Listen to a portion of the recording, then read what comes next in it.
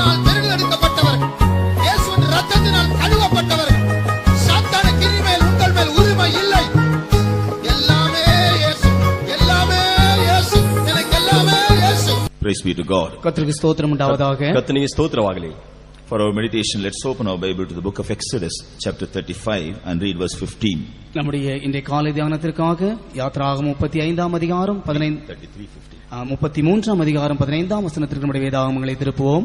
ನಮ್ಮ ಧ್ಯಾನಕ್ಕಾಗಿ ವಿಮೋಚನ ಕಾಂಡ 33 15ನೇ ವಾಕ್ಯಗಳು ನಾವು ಸತ್ಯವೇದನ ತಿರುಗಿಸೋಣ. அப்பொழுது அவன் அவரை நோக்கி, உம்முடைய சமூகம் என்னோட கூட செல்லாமற் போனால் எங்களை இவ்விடத்திலிருந்து கொண்டு போகாதிரும். ಅದಕ್ಕೆ ಮೋಶೆ, ನೀನೇ ನಮ್ಮ ಸಂಗಡ ಬಾರದೆ ಹೋದರೆ ನಮ್ಮನ್ನು ಇಲ್ಲಿಂದ ಹೋಗಗೊಡಿಸಬಾರದು. Verse 14 in English. 14 in English. ஆங்கிலத்தில் 14ஆம் வசனம். And he said, oh sorry 15. 15ஆம் வசனம்.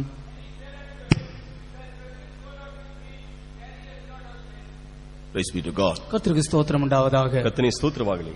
We know how God delivered the people of Israel from the land of Egypt, and he was leading them towards the promised land.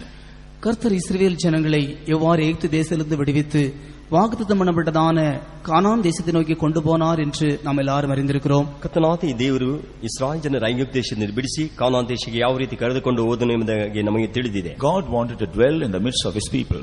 கர்த்தர் தம்முடைய ஜனங்களோடு வாசம் பண்ணும்படியாய் விரும்புகிறார். ದೇವರು ತನ್ನ ಜನರೊಂದಿಗೆ ವಾಸ ಮಾಡಲು ಇಷ್ಟಪಡುತ್ತಾನೆ. So God called Moses on the top of the mountain, and he gave them the pattern of the habitation of God. கர்த்தர் மோசேயை மலையின் மேலே அழைத்து அவர் வாசம் பண்ணுகிறதான வாசஸ்தலத்திற்குரியதான மாதிரியை அவனுடைய கையிலே கொடுத்தார். ಕರ್ತನು ಮೋಶೆಯನ್ನು ಬೆಟ್ಟಕ್ಕೆ ಕರೆದು ಆತನು ವಾಸ ಮಾಡುವಂತಹ ವಾಸಸ್ಥಳವನ್ನು ಮಾದರಿಯನ್ನು ತೋರಿಸಿದನು. Meanwhile, Satan deceived the people of God who were in the wilderness. இருந்தாலும் கூட சாத்தான் வனாந்திரத்திலே ஜனங்களை வஞ்சித்தான். ಆದರೂ ಕೂಡ ಸೈತಾನನು ಜನರನ್ನು ಅರಣ್ಯದಲ್ಲಿ ವಂಚಿಸಿದನು. As Moses delayed to come back, மோசே வர தாமித்த பொழுது ಮೋಶೆ ಬರಲು ತಡವಾದದರಿಂದ all the people came to Aaron and told him, make us gods to lead us. ஜனங்கள் ஆரோனிடத்திலே வந்து எங்களை நடத்தும்படியாக தேவர்களை உண்டு பண்ணும் என்று சொன்னார். ಜನರು ಆರೋನ ಬಳಿಗೆ ಬಂದು ನಮ್ಮನ್ನು ನಡೆಸಲು ದೇವರನ್ನು ಉಂಟು ಮಾಡು ಎಂಬುದಾಗಿ ಹೇಳಿದರು. So golden calf was made, and they all worshipped the calf, and they also celebrated feast to it. அப்படினால் எல்லாரும் சேர்ந்து பொற்கன்று குட்டியை உண்டு பண்ணி அவர்கள் எல்லாரும் அதை நமஸ்கரித்து பண்டிகையை ஆசரிக்க ஆரம்பித்தார்கள். ಅವರೆಲ್ಲರೂ ಬಂಗಾರದ ಬಸವನನ್ನು ಉಂಟು ಮಾಡಿ ಅವರೆಲ್ಲ ಹಬ್ಬವನ್ನು ಆಚರಿಸಿದರು. When the Lord saw this, he told Moses, thy people whom thou hast brought out of the land of Egypt, they have corrupted themselves. இதை கண்டதான தேவன் மோசேயை நோக்கி, நீ எகிப்திலிருந்து அழைத்துக் கொண்டு வந்தான ஜனங்கள் வனாந்திரத்திலே தங்களை தீட்டுப்படுத்திக் கொண்டார்கள் என்று சொன்னார். ಇದನ್ನು ನೋಡಿದಂತ ದೇವರು ಮೋಶೆಯನ್ನು ನೋಡಿ, ನೀನು ಐಗುಪ್ತದಿಂದ ಕರೆದುಕೊಂಡು ಬಂದ ಜನರು ತಮ್ಮನ್ನು ಒಲೆಪಡಿಸಿಕೊಂಡರು ಎಂಬುದಾಗಿ ಹೇಳಿದರು. When Moses came down from the mountain, he saw what had happened in the wilderness. மோசே பர்வதத்திலிருந்து இறங்கி வந்து பார்த்த பொழுது வனாந்திரத்திலே ஜனங்கள் செய்தான காரியங்களை கண்டான். ಮೋಶೆ ಬೆಟ್ಟದಿಂದ ಇಳಿದು ಬರುವಾಗ ಅರಣ್ಯದಲ್ಲಿ ಜನರು ಮಾಡಿದಂತ ಕಾರ್ಯವನ್ನು ನೋಡಿದನು. He also became angry. அவனும் கூட கோபம் ಅವನು ಕೂಡ ಕೋಪಗೊಂಡನು. He broke the molten calf, and also he punished the people, those who worshipped it. அவன் அந்த பொற்கன்று குட்டியை உடைத்து போட்டு அதை ஆராதித்ததான ஜனங்களையும் அவன் சபித்தான். ಅವನು ಆ ಬಂಗಾರದ ಬಸವನ್ನು ಅದು ಒಡೆದು ಹಾಕಿ ಆ ಜನರು ಆರಾಧಿಸಿದ ಜನರನ್ನು ಶಪಿಸಿದನು. After this incident, the Lord told him, I will not lead these people anymore. அதற்கு பின்பு தேவன் இந்த ஜனங்களை இனிமேல் நான் நடத்த போவதில்லை என்று சொன்னார். ಅದಕ್ಕೆ ನಂತರ ಜನರನ್ನು ದೇವರು ಇನ್ನು ಮುಂದೆ ನಾನು ನಡೆಸುವುದಿಲ್ಲ ಎಂಬುದಾಗಿ ಹೇಳಿದನು. We read about this in the first and second verses of the same chapter. இதே அதிகாரத்தின் முதல் 2 வசனங்களிலே நாம் இதை குறித்து வாசிக்கலாம். ಇದೇ ಅಧ್ಯಾಯದ ಮೊದಲ 2 ವಾಕ್ಯಗಳಲ್ಲಿ ನಾವು ಇದನ್ನು ಕುರಿತು ಓದಬಹುದು. Then Moses told the Lord.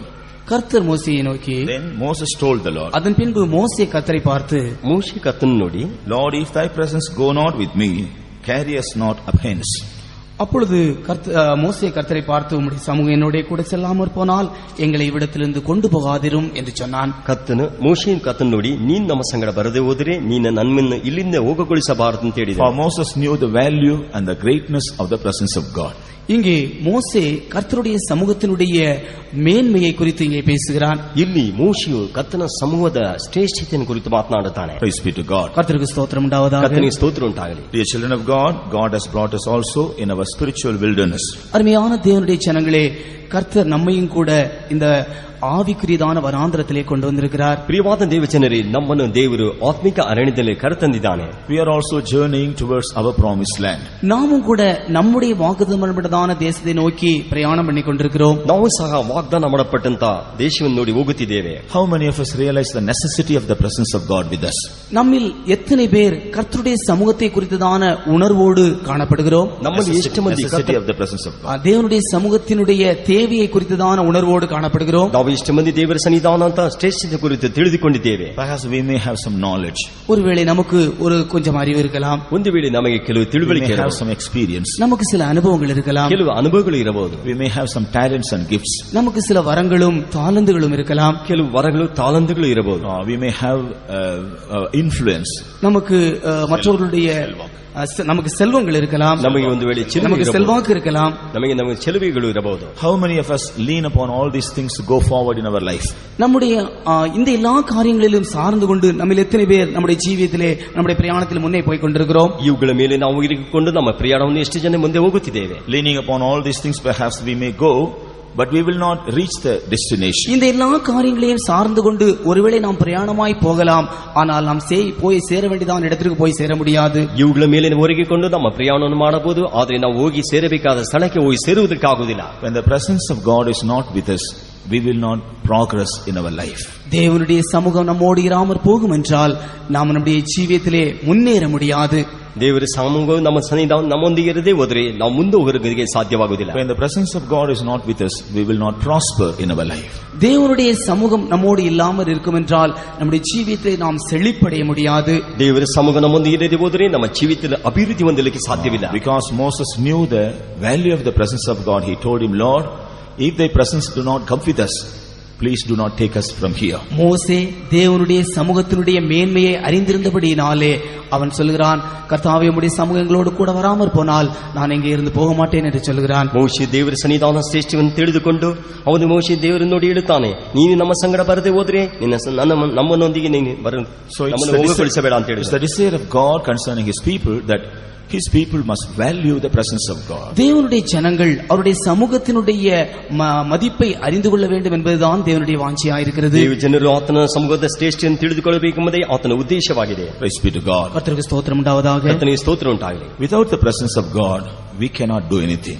தேவனுடைய சமூகம் இல்லாமல் நாம் எந்த காரியத்தையும் செய்ய முடியாது. ದೇವರ ಸಮೂಹವಿಲ್ಲದೆ ನಾವು ಏನು ಕಾರ್ಯವೂ ಮಾಡಲಿಕ್ಕೆ ಸಾಧ್ಯವಿಲ್ಲ. Today we are going to meditate about some of the benefits of the presence of God.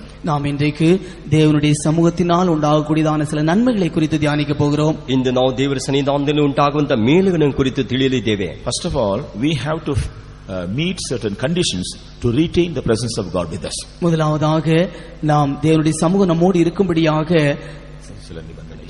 சில நிபந்தனைகளை நாம் சந்திக்க வேண்டும். ದೇವರ ಸನ್ನಿಧಾನ ನಮ್ಮೊಂದಿಗೆ ಇರುವುದಕ್ಕೆ ಕೆಲವು ನಿಬಂಧನೆಗಳನ್ನು ನಾವು ಪಾಲಿಸಬೇಕು. When we are not willing to meet all these conditions, we cannot preserve the presence of God with us. நாம் இந்த நிபந்தனைகளை நாம் சந்திக்காவிட்டால் தேவ சமூகத்திலே நாம் இருக்க முடியாது. ಈ ನಿಬಂಧನೆಗಳನ್ನು ನಾವು ಪಾಲಿಸದೆ ಹೋದರೆ ನಾವು ದೇವ ಸನ್ನಿಧಾನ ಇರಲಿಕ್ಕೆ ಸಾಧ್ಯವಾಗುವುದಿಲ್ಲ. Of course, many things are mentioned in the scripture, but I would like to place before you three important conditions. இந்த கர்த்தருடைய வேத வசனத்திலே இதை குறித்து अनेक காரியங்கள் சொல்லப்பட்டிருக்கிறது. அதிலே மூன்று காரியங்களை நான் இன்று உங்களுக்கு சொல்லும்படியாய் வாஞ்சிக்கிறேன். ಕರ್ತನ ವಾಕ್ಯದಲ್ಲಿ ಅನೇಕ ಅರ್ಥಗಳು ಹೇಳಲ್ಪಟ್ಟಿದೆ, ಅದರಲ್ಲಿ ಮೂರು ಕಾರ್ಯಗಳು ನಿಮಗೆ ಹೇಳಲು ಬಯಸುತ್ತೇನೆ. When we turn to the book of Deuteronomy chapter 23 and verse 14, உபாகமம் 23 அதிகாரம் 14 வசனத்தை நாம் வாசிக்கும் பொழுது, உன் தேவனாகிய கர்த்தர் உன்னை ரட்சிக்கவும் உன் சத்துருக்களை உனக்கு ஒப்புக் கொடுக்கவும் உன் பாளையத்திற்குள்ளே உலாவிக் கொண்டிருக்கிறார். ஆகையால் அவர் உன்னிடத்தில் அசுசியான காரியத்தை கண்டு உன்னை விட்டு போகாதபடிக்கு உன் பாளையம் சுத்தமாயிருக்க கடவது. ದೇವರಾದ ಯೆಹೋವನು ನಿಮ್ಮನ್ನು ಕಾಪಾಡುವುದಕ್ಕೂ ಶತ್ರುಗಳನ್ನು ನಿಮ್ಮ ಕೈವಶ ಮಾಡುವುದಕ್ಕೂ ನಿಮ್ಮ ಪಾಳೆಯದೊಳಗೆ ಸಂಚಾರ ಮಾಡುತ್ತಾನಲ್ಲ, ಆದುದರಿಂದ ಪಾಳೆಯವು ನಿರ್ಮಲವಾಗಿರಬೇಕು. ನಿಮ್ಮಲ್ಲಿ ಅಶುಚಿ ಏನಾದರೂ ಕಂಡು ಬಂದರೆ ಆತನು ನಿಮ್ಮ ಬಿಟ್ಟು ಹೋದನು.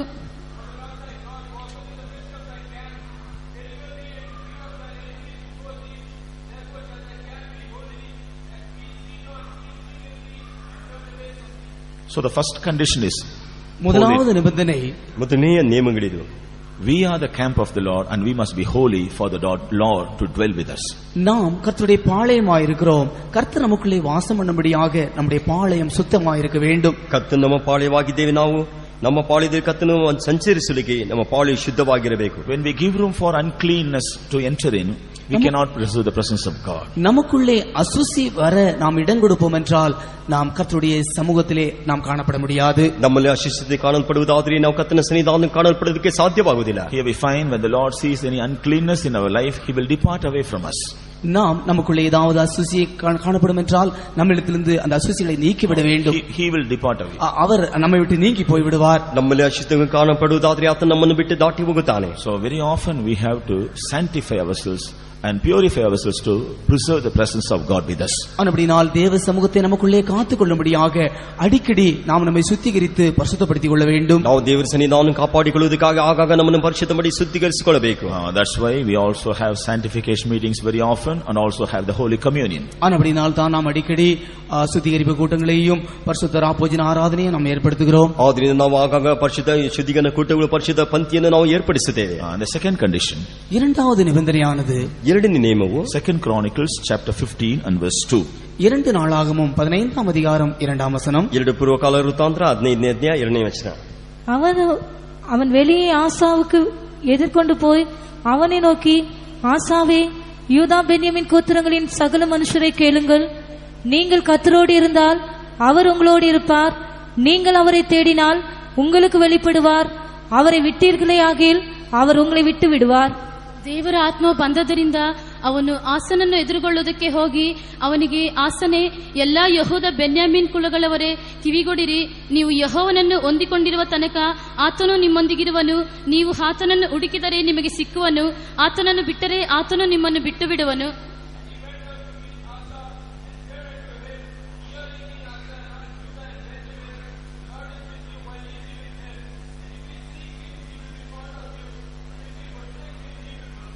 Praise be to God. கர்த்தருக்கு ஸ்தோத்திரம் உண்டாவதாக. ಕರ್ತನಿಗೆ ಸ್ತೋತ್ರವಾಗಲಿ.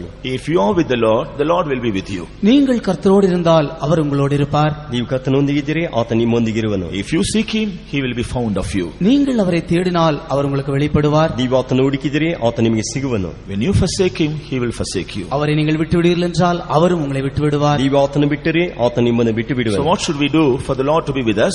கர்த்தர் நம்மோடு இருக்கும்படியாக நாம் என்ன செய்ய வேண்டும்? ಕರ್ತ ನಮ್ಮ ಸಂಗಡ ಇರಬೇಕಾದ್ರೆ ನಾವು ಏನು We ಮಾಡಬೇಕು? must learn to be with the Lord. நாம் கர்த்தரோடு இருக்க கற்றுக்கொள்ள வேண்டும். ನಾವು ಕರ್ತನಿಗೆ ಇರುವುದನ್ನು ಅಭ್ಯಾಸ ಮಾಡಿಕೊಳ್ಳಬೇಕು. We must learn to seek the Lord for everything. நாம் எல்லா காரியங்களிலேயும் கர்த்தரை தேடும்படியாக கற்றுக்கொள்ள வேண்டும். ನಾವು ಎಲ್ಲಾ ಕಾರ್ಯವನ್ನು ಕರ್ತನ ಹುಡುಕುವಂತ ಅಭ್ಯಾಸ ಮಾಡಿಕೊಳ್ಳಬೇಕು. One of the reasons for God to forsake Saul is கர்த்தர் சவுலை கைவிடுவதற்கு ஒரு காரணம் என்னவென்றால், ಕರ್ತನ ಸೌಲನ್ನು ಕೈ ಬಿಡೋದಕ್ಕೆ ಒಂದು ಕಾರಣ ಏನೆಂದರೆ, after being anointed as king, he never sought the Lord. அவன் அபிஷேகம் பண்ணப்பட்ட அவன் ராஜாவாக அபிஷேகம் பண்ணப்பட்ட பின்பு அவன் ஒருபோதும் கர்த்தரை தேடவில்லை.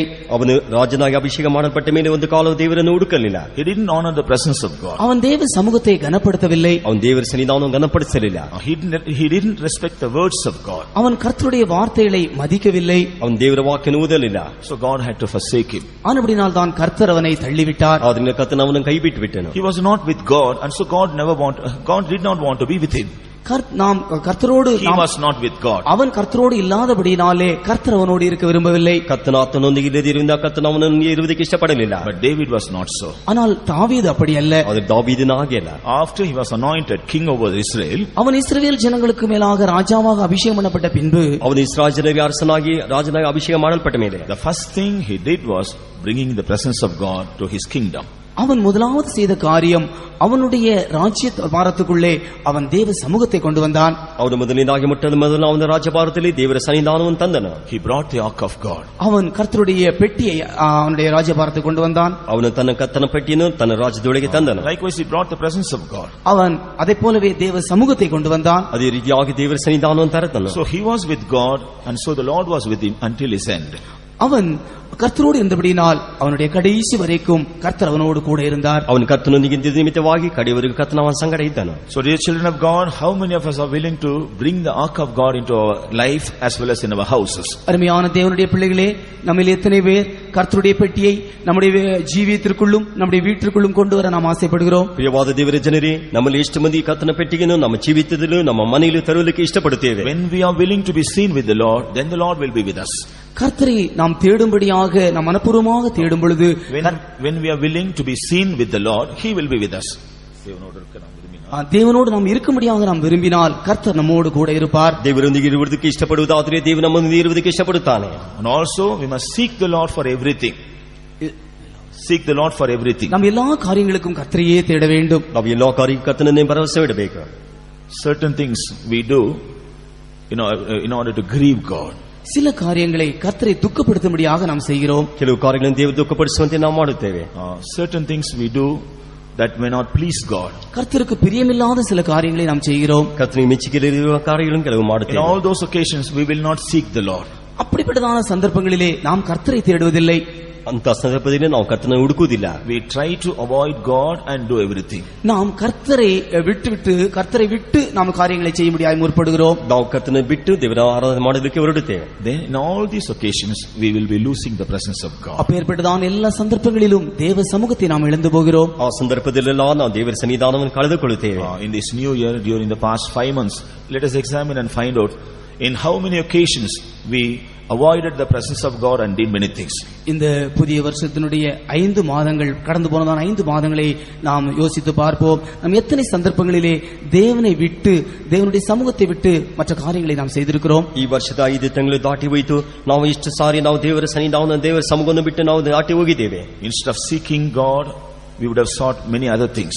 நாம் தேவனை தேடுவதை விட்டு அந்த சந்தர்ப்பத்திலே மற்ற பல காரியங்களை தேடி இருக்கிறோம். ನಾವು ದೇವರನ್ನು ಬಿಟ್ಟು ಅನೇಕ ಕಾರ್ಯಗಳನ್ನು ನಾವು ಹುಡುಕಿ ಹೋಗಿದ್ದೇವೆ. By doing this we have lost the presence of God. இப்படி செய்யறது நிமித்தமாக தேவ சமூகத்தை நாம் இழந்து போயிருக்கிறோம். ಈ ರೀತಿ ಮಾಡುವುದರಿಂದ ನಾವು ದೇವರ ಸಮೂಹವನ್ನು ಕಳೆದುಕೊಂಡಿದ್ದೇವೆ. In order to preserve the presence of God, நாம் தேவ சமூகத்தை காத்துக்கொள்வதற்கு பதிலாக ನಾವು ದೇವರ ಸನ್ನಿಧಾನವನ್ನು of ಕಾಪಾಡಿಕೊಳ್ಳುವುದಕ್ಕೆ God, நாம் தேவனுடைய சமூகத்தை பாதுகாக்க ದೇವರ ಸನ್ನಿಧಾನವನ್ನು ಕಾಪಾಡಿಕೊಳ್ಳಲಿಕ್ಕೆ we must be always learn to be with him. நாம் தேவனோடு எப்பொழுதும் இருக்கும்படியாக நாம் கற்றுக்கொள்ள வேண்டும். ನಾವು ದೇವರೊಂದಿಗೆ ಇರುವುದಕ್ಕೆ ನಾವು ಅಭ್ಯಾಸ ಮಾಡಿಕೊಳ್ಳಬೇಕು. We must seek God for everything. நாம் எல்லா காரியங்களிலும் தேவனையே தேட வேண்டும். ನಾವು ಎಲ್ಲಾ ಕಾರ್ಯಕ್ಕೂ ದೇವರನ್ನೇ ಹುಡುಕಬೇಕು. And when we turn to Philippians chapter 4 and read the 9th verse, நாம் பிலிப்பியர் 4ஆம் அதிகாரம் 5ஆம் வசனத்தை நாம் வாசிக்கும் பொழுது, ನಾವು ಫಿಲಿಪ್ಪದವರಿಗೆ 4ನೇ ಅಧ್ಯಾಯ 5ನೇ ವಾಕ್ಯ, 4ஆம் அதிகாரம் 9ஆம் வசனத்தை வாசிக்கும் பொழுது, 4ನೇ ಅಧ್ಯಾಯ 9ನೇ ವಚನವನ್ನು, நீங்கள் என்னிடத்தில் கற்றும் அடைந்தும் கேட்டும் கண்டும் இருக்கிறவைகளோ அவைகளையே செய்யுங்கள், அப்பொழுது சமாதானத்தின் தேவன் உங்களோடு இருப்பார். ನೀವು ಯಾವುದನ್ನು ನನ್ನಿಂದ ಕಲಿತು ಹೊಂದಿದಿರೋ ಮತ್ತು ಯಾವುದನ್ನು ನನ್ನಲ್ಲಿ ಕೇಳಿ ಕಂಡಿರೋ ಅದನ್ನೇ ಮಾಡುತ್ತಾ ಬನ್ನಿರಿ. ಹೀಗೆ ಮಾಡಿದರೆ ಶಾಂತಿದಾಯಕನಾದ ದೇವರು ನಿಮ್ಮೊಂದಿಗಿರುವನು. English.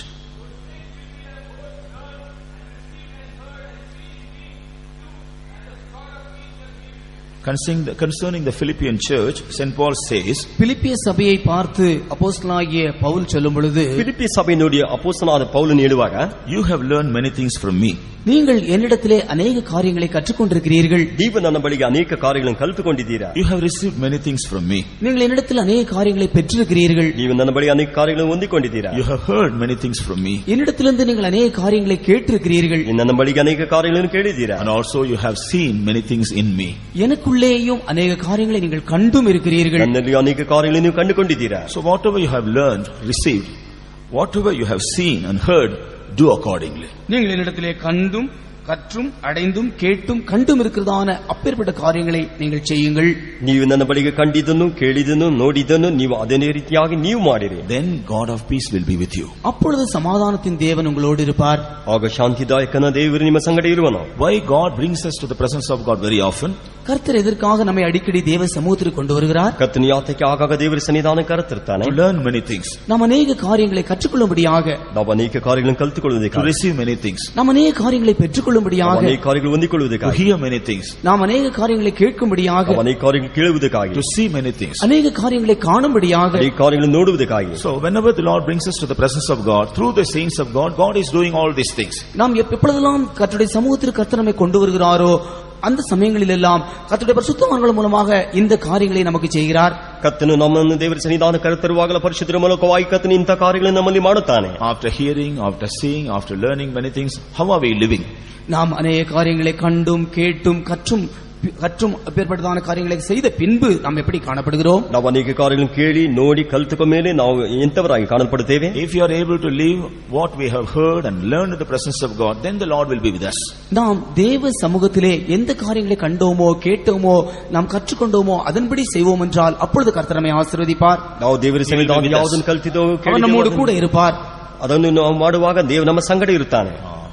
In short, if you are willing to live according to what we receive in the presence of God, the Lord will be with us. நாம் சுருக்கமாய் சொல்ல வேண்டுமென்றால் தேவ சமூகத்திலே நாம் என்ன கண்டோமோ, என்ன கேட்டோமோ, எதை கற்றுக்கொண்டோமோ அதன்படி செய்வோம் என்றால் கர்த்தர் நம்மோடு கூட இருப்பார். ಸಂಕ್ಷಿಪ್ತವಾಗಿ ಹೇಳುವುದಾದರೆ ದೇವರ ಸನ್ನಿಧಾನ ಯಾವುದನ್ನು ನೋಡಿದೆವೋ, ಯಾವುದನ್ನು ಕೇಳಿದೆವೋ, ಯಾವುದನ್ನು ಕಲಿತುಕೊಂಡು ಅದನ್ನು ಮಾಡುವುದಾದರೆ ದೇವ ನಮ್ಮಲ್ಲಿ ಮೆಚ್ಚುಗೆಯಾಗಿರುತ್ತಾನೆ. When we don't learn to live according to what we have received in the presence of God, the Lord shall not be with us. நாம் தேவ சமூகத்திலே எதை கற்றுக்கொண்டோமோ அதன்படி நாம் ஜீவிக்காவிட்டால் கர்த்தர் நம்மோடு கூட இருக்க மாட்டார். ದೇವರ ಸನ್ನಿಧಾನ ನಾವು ಯಾವುದನ್ನು ಕಲಿತುಕೊಂಡು ಆ ರೀತಿ ಮಾಡದೆ ಹೋದರೆ ದೇವ ನಮ್ಮ ಮೇಲೆ ಮೆಚ್ಚುಗೆಯಾಗಿರುವುದಿಲ್ಲ. So we have to pay the price to preserve the presence of God with us. நாம் தேவ சமூகத்தை நாம் காத்துக்கொள்ளும்படியாக நாம் அதற்காக ஒரு விலைக்கிரயத்தை கொடுக்க வேண்டும். ದೇವರ ಸನ್ನಿಧಾನವನ್ನು ಕಾಪಾಡಿಕೊಳ್ಳುವುದಕ್ಕಾಗಿ ಅದಕ್ಕೆ ಬೇಕಾದ ಬೆಲೆಯ ಕ್ರಿಯೆಯನ್ನು ಕೊಡಬೇಕು. Why God wants us to be seen in the presence of God? கர்த்தர் எதற்காக தேவ சமூகத்திலே நாம் இருக்கும்படியாய் வாஞ்சிக்கிறார்? ಕರ್ತನು ಯಾತಕ್ಕೆ ದೇವರ ಸನ್ನಿಧಾನ ಇರುವುದಕ್ಕಾಗಿ ಇಷ್ಟಪಡುತ್ತಾನೆ? You know, when God created all the living creatures, கர்த்தர் எல்லா ஜீவராசிகளையும் சிருஷ்டித்த பொழுது ದೇವರೇ ಎಲ್ಲಾ ಜೀವರಾಶಿಗಳನ್ನು ಸೃಷ್ಟಿಸಿದ ಮೇಲೆ He never wanted them to be with Him. He never wanted all those things to be with Him. அவைகளோடு அவர் இருக்கும்படியாக விரும்பவில்லை. அவரೊಂದಿಗೆ ಆತನು ಇರುವುದಕ್ಕೆ ಇಷ್ಟಪಡಲಿಲ್ಲ. அவைகள் எல்லாம் அவரோடு இருக்கும்படியாக அவர் விரும்பவில்லை. ಅವೆಲ್ಲವೂ ಆತನೊಂದಿಗೆ ಇರುವುದಕ್ಕೆ ಇಷ್ಟಪಡಲಿಲ್ಲ.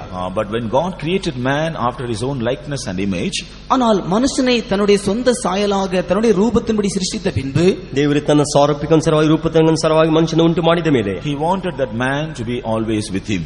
அந்த மனுஷனானவன் தன்னோடே இருக்கும்படியாக அவர் வாஞ்சித்தார். ಆ ಮನುಷ್ಯன் ತನ್ನೊಂದಿಗೆ ಇರಬೇಕೆಂಬುದಾಗಿ ಇಷ್ಟಪಟ್ಟನು. So man was created to live with God.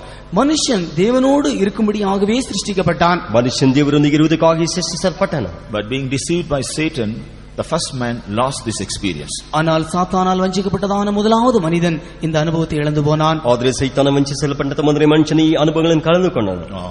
In the life of the children of Israel, who were called the people of God in the Old Testament, பழைய ஏற்பாட்டிலே தேவனுடைய ஜனங்கள் என்று அழைக்கப்பட்டதான இஸ்ரவேல் ஜனங்களுடைய ஜீவியத்திலே, ಹಳೆಯ ಒಡಂಬಡಿಕೆ ಕಾಲದಲ್ಲಿ ದೇವ ಜನರು ಎಂಬುದಾಗಿ ಕರೆಯಲ್ಪಟ್ಟ ಇಸ್ರಾಯೇಲರ ಜೀವಿತದಲ್ಲಿ God wanted to dwell with them. கர்த்தர் அவர்களோடு வாசம் பண்ணும்படியாய் விரும்பினார். ಕರ್ತನ ಅವರ ಮಧ್ಯದಲ್ಲಿ ವಾಸ ಮಾಡಲು ಇಷ್ಟಪಟ್ಟನು. Because He wanted His people to be with Him, He wanted to dwell in their midst. கர்த்தர் அவருடைய ஜனங்கள் அவரோடு இருக்கும்படியாக அவர்கள் மத்தியிலே ஒரு வாசம் பண்ணும்படியாய் விரும்பினார். ಜನರು ಆತನೊಂದಿಗೆ ಇರುವುದಕ್ಕಾಗಿ ಅವರ ಮಧ್ಯದಲ್ಲಿ ದೇವರ ವಾಸ ಮಾಡಲು ಇಷ್ಟಪಟ್ಟನು. Even the Old Testament people also never fulfilled the desire of God. பழைய ஏற்பாட்டு ஜனங்கள் கூட தேவனுடைய வாஞ்சையை அவர்கள் முற்றிலுமாக அவர்கள் நிறைவேற்றவில்லை. ಹಳೆಯ ಒಡಂಬಡಿಕೆ ಕಾಲದಲ್ಲಿರುವಂತಹ ಜನರು ದೇವರ ಯೋಜನೆಯನ್ನು ಸಂಪೂರ್ಣವಾಗಿ ನೆರವೇರಿಸಲಿಲ್ಲ. In the New Testament, புதிய ஏற்பாட்டிலே ಹೊಸ ಒಡಂಬಡಿಕೆಯಲ್ಲಿ after saving us through the blood of Jesus, கர்த்தராகிய இயேசு கிறிஸ்து இரத்தத்தின் மூலமாக அவர் நம்மை ரட்சித்த பின்பு, ಕರ್ತನಾದ ಯೇಸು ಕ್ರಿಸ್ತನ ಮೂಲಕವಾಗಿ ಆತನು ನಮ್ಮನ್ನು ರಕ್ಷಿಸಿದ He has ಮೇಲೆ anointed many of us with the Holy Spirit. நம்மில் அநேகரை பரிசுத்தாவின் அபிஷேகத்தினால் அவர் அபிஷேகித்த பின்பு, ನಮ್ಮನ್ನ ಅನೇಕರನ್ನು ಪರಿಶುದ್ಧಾತ್ಮನ ಅಭಿಷೇಕದ ಮೇಲೆ Why we are anointed by the Holy Spirit? நாம் எதற்காக பரிசுத்தாவினாலே அபிஷேகிக்கப்பட்டோம்? ನಾವು ಯಾತಕ್ಕಾಗಿ ಪರಿಶುದ್ಧಾತ್ಮನ ಅಭಿಷೇಕಿಸಲ್ಪಟ್ಟೆವು? When we turn to John's Gospel chapter 14 and when we read the 20th verse, Yovanan சுவிசேஷம் 14ஆம் அதிகாரம் 20ஆம் வசனத்தை நாம் வாசிக்கும் பொழுது, ಯೋಹಾನನ ಸುವಾರ್ತೆ 14ನೇ ಅಧ್ಯಾಯ 20ನೇ ವಚನವನ್ನು ಓದುವಾಗ, Jesus said, "In that day ye shall know that I am in my Father, and I in you, and you in me." இயேசு சொல்லும் பொழுது, நான் உங்களிலும் நீங்கள் என்னிலும் என் பிதா உங்களிலும் இருக்கும்படியாக என்று சொன்னார். ಯೇಸು ಹೇಳಿದನು, ನಾನು ನನ್ನ ತಂದೆಯಲ್ಲಿಯೂ ನೀವು ನನ್ನಲ್ಲಿಯೂ ನಾನು ನಿಮ್ಮಲ್ಲಿ ಇರುವುದನ್ನು ಆ ದಿನದಲ್ಲಿ ತಿಳಿದುಕೊಳ್ಳುವಿರಿ. From this we understand Jesus wanted to dwell with the people, those who are anointed by the Holy Spirit. இதிலிருந்து நாம் அறிந்து கொள்வது என்னவென்றால், அபிஷேகம் பண்ணப்பட்டதான ஜனங்களோடு அவர்களுக்குள்ளே தேவன் வாசம் பண்ணும்படியாய் விரும்புகிறார். ಇದರ ಮೂಲಕವಾಗಿ ನಾವು ಅರ್ಥ ಮಾಡಿಕೊಳ್ಳುವುದು ಏನೆಂದರೆ, ಅಭಿಷೇಕ ಮಾಡಪಟ್ಟಂತ ಜನರೊಂದಿಗೆ ದೇವರು ವಾಸ ಮಾಡಲು ಇಷ್ಟಪಡುತ್ತಾನೆ. Praise be to God. கர்த்தருக்கு ஸ்தோத்திரம் உண்டாவதாக. ಕರ್ತನಿಗೆ ಸ್ತೋತ್ರ ಉಂಟಾಗಲಿ. We know our eternal abode is heaven. நம்முடைய நித்திய வாசஸ்தலமானது பரலோகம் என்று நாம் அறிவோம். ನಮ್ಮ ನಿತ್ಯ ವಾಸ ಸ್ಥಳವನ್ನು ಪರಲೋಕ ಎಂಬುದಾಗಿ ತಿಳಿದಿದ್ದೇವೆ. What are we going to do in heaven? நாம் பரலோகத்தில் என்ன செய்ய போகிறோம்? ನಾವು ಪರಲೋಕದಲ್ಲಿ ಏನು ಮಾಡಲು ಹೋಗುತ್ತೇವೆ? We are going to dwell in His presence. நாம் அவருடைய சமூகத்திலே வாசம் பண்ண போகிறோம். ನಾವು ಆತನ ಸನ್ನಿಧಾನದಲ್ಲಿ ವಾಸ ಮಾಡಲಿದ್ದೇವೆ. We are going to glorify Him. நாம் அவரை மகிமைப்படுத்த போகிறோம். ನಾವು ಆತನನ್ನು ಮಹಿಮೆಪಡಿಸಲಿದ್ದೇವೆ. We are going to serve Him. நாம் அவரை சேவிக்க போகிறோம். ನಾವು ಆತನ ಸೇವಿಸಲು ಹೋಗುತ್ತೇವೆ. So when we don't like to live in the presence of God, we cannot live for Him, we cannot serve Him. நாம் தேவனுடைய சமூகத்திலே இருக்க நாம் வாஞ்சிக்காவிட்டால் நாம் அவரோடு அவரோடு இருக்க முடியாது, அவரை சேவிக்கவும் முடியாது. ನಾವು ಆತನ ಸನ್ನಿಧಾನವನ್ನು ಕಾಪಾಡಿಕೊಳ್ಳದೆ ಹೋದರೆ ಆತನೊಂದಿಗೆ ಇರಲಿಕ್ಕೆ ಸಾಧ್ಯವಿಲ್ಲ, ಆತನ ಸೇವಿಸಲಿಕ್ಕೆ ಸಾಧ್ಯವಾಗುವುದಿಲ್ಲ. That's why while we are living on this earth, He always wants us to live in His presence. ஆனபடினால் இந்த பூமியில நாம் ஜீவிக்கும் பொழுது தானே எப்பொழுதும் அவருடைய சமூகத்திலேயே காணப்பட நாம் வாஞ்சிக்க வேண்டும். ಆದ್ದರಿಂದ ನಾವು ಭೂಮಿಯಲ್ಲಿ ಜೀವಿಸುವಂತ ದಿನದಲ್ಲಿ ಯಾವಾಗ ಆತನ ಸನ್ನಿಧಾನದಲ್ಲಿ ಜೀವಿಸಲಿಕ್ಕೆ ಅಭ್ಯಾಸ ಮಾಡಿಕೊಳ್ಳಬೇಕು. He wants us to live in His presence. அவர் தம்முடைய நாம் அவருடைய சமூகத்திலே வசிக்கும்படியாக வாசம் பண்ணும்படியாக அவர் விரும்புகிறார். ನಾವು ಆತನ ಸನ್ನಿಧಾನದಲ್ಲಿ ವಾಸಿಸಲು ನಿವಾಸಿಸಲು ಸೇವಿಸಲು ಆತನ ಇಷ್ಟಪಡುತ್ತಾನೆ. Praise be to God. கர்த்தருக்கு ஸ்தோத்திரம் உண்டாவதாக. ಕರ್ತನಿಗೆ ಸ್ತೋತ್ರ ಉಂಟಾಗಲಿ. So when we live in the presence of God, நாம் தேவ சமூகத்திலே வாசம் பண்ணும் பொழுது, ನಾವು ದೇವ ಸನ್ನಿಧಾನದಲ್ಲಿ ವಾಸ ಮಾಡುವಾಗ, we see how God deals with us. கர்த்தர் நம்மோடு எப்படி இடைபடுகிறார்? ಕರ್ತನ ನಮ್ಮೊಂದಿಗೆ ಯಾವ ರೀತಿ We see how God deals with us. நாம் கர்த்தர் நம்மோடு எவ்வாறு இடைபடுகிறார் என்று நாம் பார்க்கிறோம். ನಾವು ಕರ್ತನ ನಮ್ಮೊಂದಿಗೆ ಒಡನಾಟ ಮಾಡುವುದನ್ನು ನಾವು ಗಮನಿಸುತ್ತೇವೆ. As a shadow, when we learn from the different experiences in the scripture, நாம் பரிசுத்த வேதாகமத்தில் அதற்கு நிழலாட்டமாக சில காரியங்களை காணும் பொழுது, ಅದಕ್ಕೆ ನಾವು ಸತ್ಯವೇದದಲ್ಲಿ ಕೆಲವು ಛಾಯೆಯಾಗಿ ಕೆಲವು ಕಾರ್ಯಗಳನ್ನು ನೋಡುವಾಗ, first of all in Luke's Gospel chapter 7, முதலாவதாக லூக்கா எழுதின சுவிசேஷம் 7ஆம் அதிகாரத்திலே, ಮೊದಲನೇದಾಗಿ ಲೂಕನ ಸುವಾರ್ತೆ 7ನೇ ಅಧ್ಯಾಯದಲ್ಲಿ, when Jesus was called for a feast at a Pharisee's house, இயேசு ஒரு பரிசேயனுடைய வீட்டுக்கு விருந்துக்காக அழைக்கப்பட்டார். ಯೇಸು ಒಂದು ಪರಿಸಾಯ ಮನೆಗೆ ಔತಣಕ್ಕಾಗಿ ಕರೆಯಲ್ಪಟ್ಟನು. Here we find a sinful woman came to Jesus. அங்கே ஒரு பாவம் நிறைந்ததான ஒரு ஸ்திரீ இயேசுவினிடத்தில் வந்ததை காண்கிறோம். ಅಲ್ಲಿ ಒಂದು ಪಾಪ ತುಂಬಿದ ಸ್ತ್ರೀ ಯೇಸುವಿನ ಬಳಿಗೆ ಬಂದಿದ್ದನ್ನು ನೋಡುತ್ತೇವೆ. When she came to Jesus, what she did? அவள் இயேசுவினிடத்தில் வந்து அவள் என்ன செய்தாள்? ಆಕೆ ಯೇಸುವಿನ ಬಳಿಗೆ ಬಂದು ಏನು ಮಾಡಿದಳು? She brought an alabaster box of ointment. அவள் ಆಕೆಯನ್ನು ಸುಗಂಧ ತೈಲವನ್ನು ಆತನ ಪಾದಕ್ಕೆ ಸುರಿಸಿದಳು. அவள் ஒரு பரணியிலே பரிமள தைலத்தை கொண்டு வந்தாள். She stood at the feet behind him, weeping. அவருக்கு பின்பாக அவருடைய பாதங்கள் அருகே அவள் நின்று கொண்டு அவள் அழுது கொண்டிருந்தாள். ಆತನ ಹಿಂದೆ ನಿಂತುಕೊಂಡು ಪಾದದ ಬಳಿ ನಿಂತು ಅಳುತ್ತಿದ್ದಳು. She began to wash his feet with tears. அவருடைய பாதங்களை தன்னுடைய கண்ணீரினால் அவள் கழுவ ஆரம்பித்தாள். ಆತನ ಪಾದವನ್ನು ಆಕೆಯ ಕಣ್ಣೀರಿನಿಂದ ತೊಳೆಯಲು ಪ್ರಾರಂಭಿಸಿದಳು. And it wiped them with the hairs of her head. அவளுடைய தன்னுடைய தலைமேறினால் அவருடைய பாதங்களை துடைத்தாள். ನಂತರ ಆಕೆ ತನ್ನ ತಲೆ ಕೂದಲಿನ ಆಕೆಯ ಪಾದವನ್ನು ಒರೆಸಿದಳು. And kissed his feet and anointed them with the ointment. அவருடைய பாதங்களை முத்தம் செய்து பரிமள தைலத்தை அவர் மேல் வார்த்தாள். ಆತನ ಪಾದಕ್ಕೆ ಮುದ್ದನ್ನು ಇಟ್ಟು ಆ ಪರಿಮಳ ತೈಲವನ್ನು ಹಚ್ಚಿದಳು. She was a terrible sinner. அவள் ஒரு பயங்கரமான பாவியாயிருந்தாள். ಆಕೆ ಭಯಂಕರವಾದ ಪಾಪಿಯಾಗಿದೆ. But when she came to the house of Pharisee where Jesus was invited, இயேசு அழைக்கப்பட்டிருந்ததான அந்த பரிசேயனுடைய வீட்டிற்கு இவள் போன பொழுது, ಪರಿಸಾಯನು ಯೇಸು ಕರೆಯಲ್ಪಟ್ಟದ ಪರಿಸಾಯ ಮನೆಗೆ ಈಕೆ ಹೋದಾಗ, she was convicted of her sin. அவள் தன்னுடைய பாவத்தை குறித்தான குற்ற உணர்வு உண்டானது அவளுக்கு. ಆಕೆ ಪಾಪವನ್ನು ಕುರಿತು ಗ್ರಹಿಕೆ ಆಕೆಗೆ ಉಂಟಾಯಿತು. So she made all the things necessary for her remedy. அவள் தன்னுடைய எல்லா மீட்புக்காக தேவையான காரியங்களை அங்கே செய்தாள். ಆಕೆ ವಿಮೋಚನೆಗಾಗಿ ತಾನು ಮಾಡಬೇಕಾದ ಕಾರ್ಯಗಳನ್ನು ಮಾಡಿದಳು. The Pharisee, he didn't like this. இந்த பரிசேயன் இந்த காரியங்களை விரும்பவில்லை. ಈ ಪರಿಸಾಯನು ಇದನ್ನು ಇಷ್ಟಪಡಲಿಲ್ಲ. But Jesus spoke to him.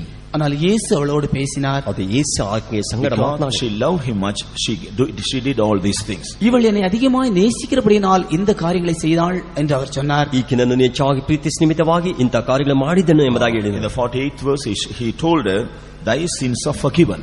48ஆம் வசனத்தை வாசிக்கும் பொழுது அவளை நோக்கி உன்னுடைய பாவங்கள் உனக்கு மன்னிக்கப்பட்டது என்று சொன்னார். 48ನೇ ವಚನದಲ್ಲಿ ನಿನ್ನ ಪಾಪಗಳು ಕ್ಷಮಿಸಲ್ಪಟ್ಟಿತು ಎಂಬುದಾಗಿ And in ಹೇಳಿದನು. the 50th verse, looking at her, he said, thy faith hath saved thee, go in peace. 50ஆம் வசனத்திலே உன் விசுவாசம் உன்னை ரட்சித்தது, நீ சமாதானத்தோடு போய் என்று சொன்னார். 5ನೇ ವಚನ 50ನೇ ವಾಕ್ಯದಲ್ಲಿ ನಿನ್ನ ನಂಬಿಕೆಯನ್ನು ರಕ್ಷಿಸು, ನೀನು ಸಮಾಧಾನದಿಂದ ಹೋಗು ಎಂಬುದಾಗಿ ಹೇಳಿದನು. When a terrible sinner came to the presence of Jesus, ஒரு பயங்கரமான பாவி தேவன் இயேசு கிறிஸ்துவினுடைய சமூகத்திற்கு அல்லது சன்னிதானத்திற்கு வந்த பொழுது, ಒಂದು ಭಯಂಕರವಾದ ಪಾಪಿ ದೇವನ ಸನ್ನಿಧಾನಕ್ಕೆ ಬಂದಾಗ, we know Jesus was the Son of God. நாம் இயேசு தேவனுடைய குமாரன் என்று நாம் அறிவோம். ಯೇಸು ದೇವರ ಕುಮಾರ ಎಂಬುದಾಗಿ ನಾವು So ತಿಳಿದಿದ್ದೇವೆ. wherever he went, the presence of God was with him.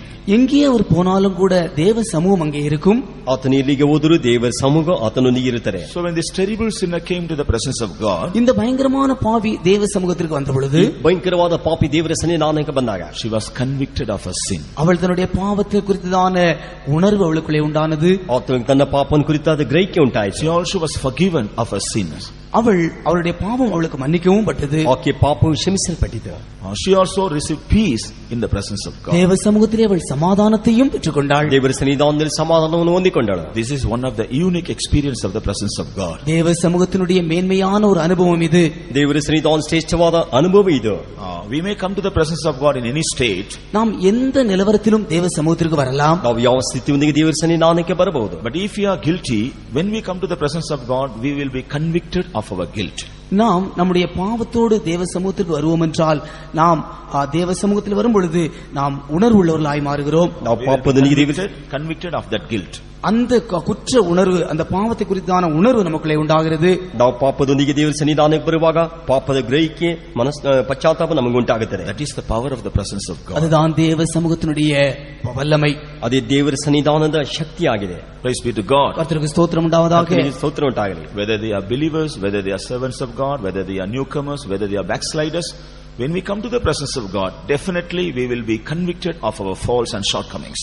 நாம் விசுவாசிகளாகவோ தேவனுடைய ஊழியக்காரர்களாகவோ புதிய ஆத்மாகவோ அல்லது பின்மாற்றக்காரர்களாகவோ எந்த நிலவரத்தில் தேவ சமூகத்தில் வந்தாலும் கூட நாம் நம்முடைய குறைவுகள், நம்முடைய குற்றங்கள் தேவ சமூகத்திலே உணர்த்தப்படும். ನಾವು ವಿಶ್ವಾಸಿಗಳಾಗಿರಲಿ, ಸೇವಕರಾಗಿರಲಿ, ಹೊಸ ಆತ್ಮಗಳಾಗಿರಲಿ, ಹಿಂಜರಿಕೆ ಹೊಂದಿದವರಾಗಿರಲಿ, ದೇವರ ಸನ್ನಿಧಾನ ಬರುವಾಗ ನಮ್ಮ ತಪ್ಪುಗಳು ಗ್ರಹಿಸಲ್ಪಡುತ್ತದೆ. And when we repent for all our faults and shortcomings, நம்முடைய பாவங்கள், நம்முடைய குற்ற உணர்வு, நம்முடைய குற்றங்களிலிருந்து நாம் மனம் திரும்பும் பொழுது, ನಾವು ಪಾಪದಿಂದ ನಮ್ಮ ಪಶ್ಚಾತ್ತಾಪವನ್ನು ಮಾನಸಾಂತರ ಹೊಂದುವಾಗ, when we repent for them and confess them in the presence of God, நாம் மனம் திரும்பி தேவ சமூகத்திலே நம்முடைய குற்றங்களை அறிக்கை செய்யும் பொழுது, ನಮ್ಮ ಮಾನಸಾಂತರ ಹೊಂದಿ ದೇವರ ಸನ್ನಿಧಾನದಲ್ಲಿ ನಮ್ಮ ತಪ್ಪುಗಳನ್ನು ಅರಿಕೆ ಮಾಡುವಾಗ, right in the presence of God we will receive forgiveness. நாம் அந்த தேவ சமூகத்தில் தானே நாம் மன்னிப்பையும் பெற்றுக் கொள்கிறோம். ಆ ದೇವರ ಸನ್ನಿಧಾನದಲ್ಲಿ ನಾವು ಕ್ಷಮಾಪಣೆಯನ್ನು ಹೊಂದಿಕೊಳ್ಳುತ್ತೇವೆ. Our hearts will be filled with the peace of God. நம்முடைய இருதயமானது தேவனுடைய சமாதானத்தினால் நிறைந்து போகும். ನಮ್ಮ ಹೃದಯವಾದ ದೇವ ಸಮಾಧಾನದಿಂದ ತುಂಬಲ್ಪಡುತ್ತದೆ. But when we come to the presence of God, ஆனால் நாம் தேவ சமூகத்தில் வரும் பொழுது, ನಾವು ದೇವರ ಸನ್ನಿಧಾನಕ್ಕೆ ಬರುವಾಗ, because of our faults and shortcomings, perhaps we would have lost our peace.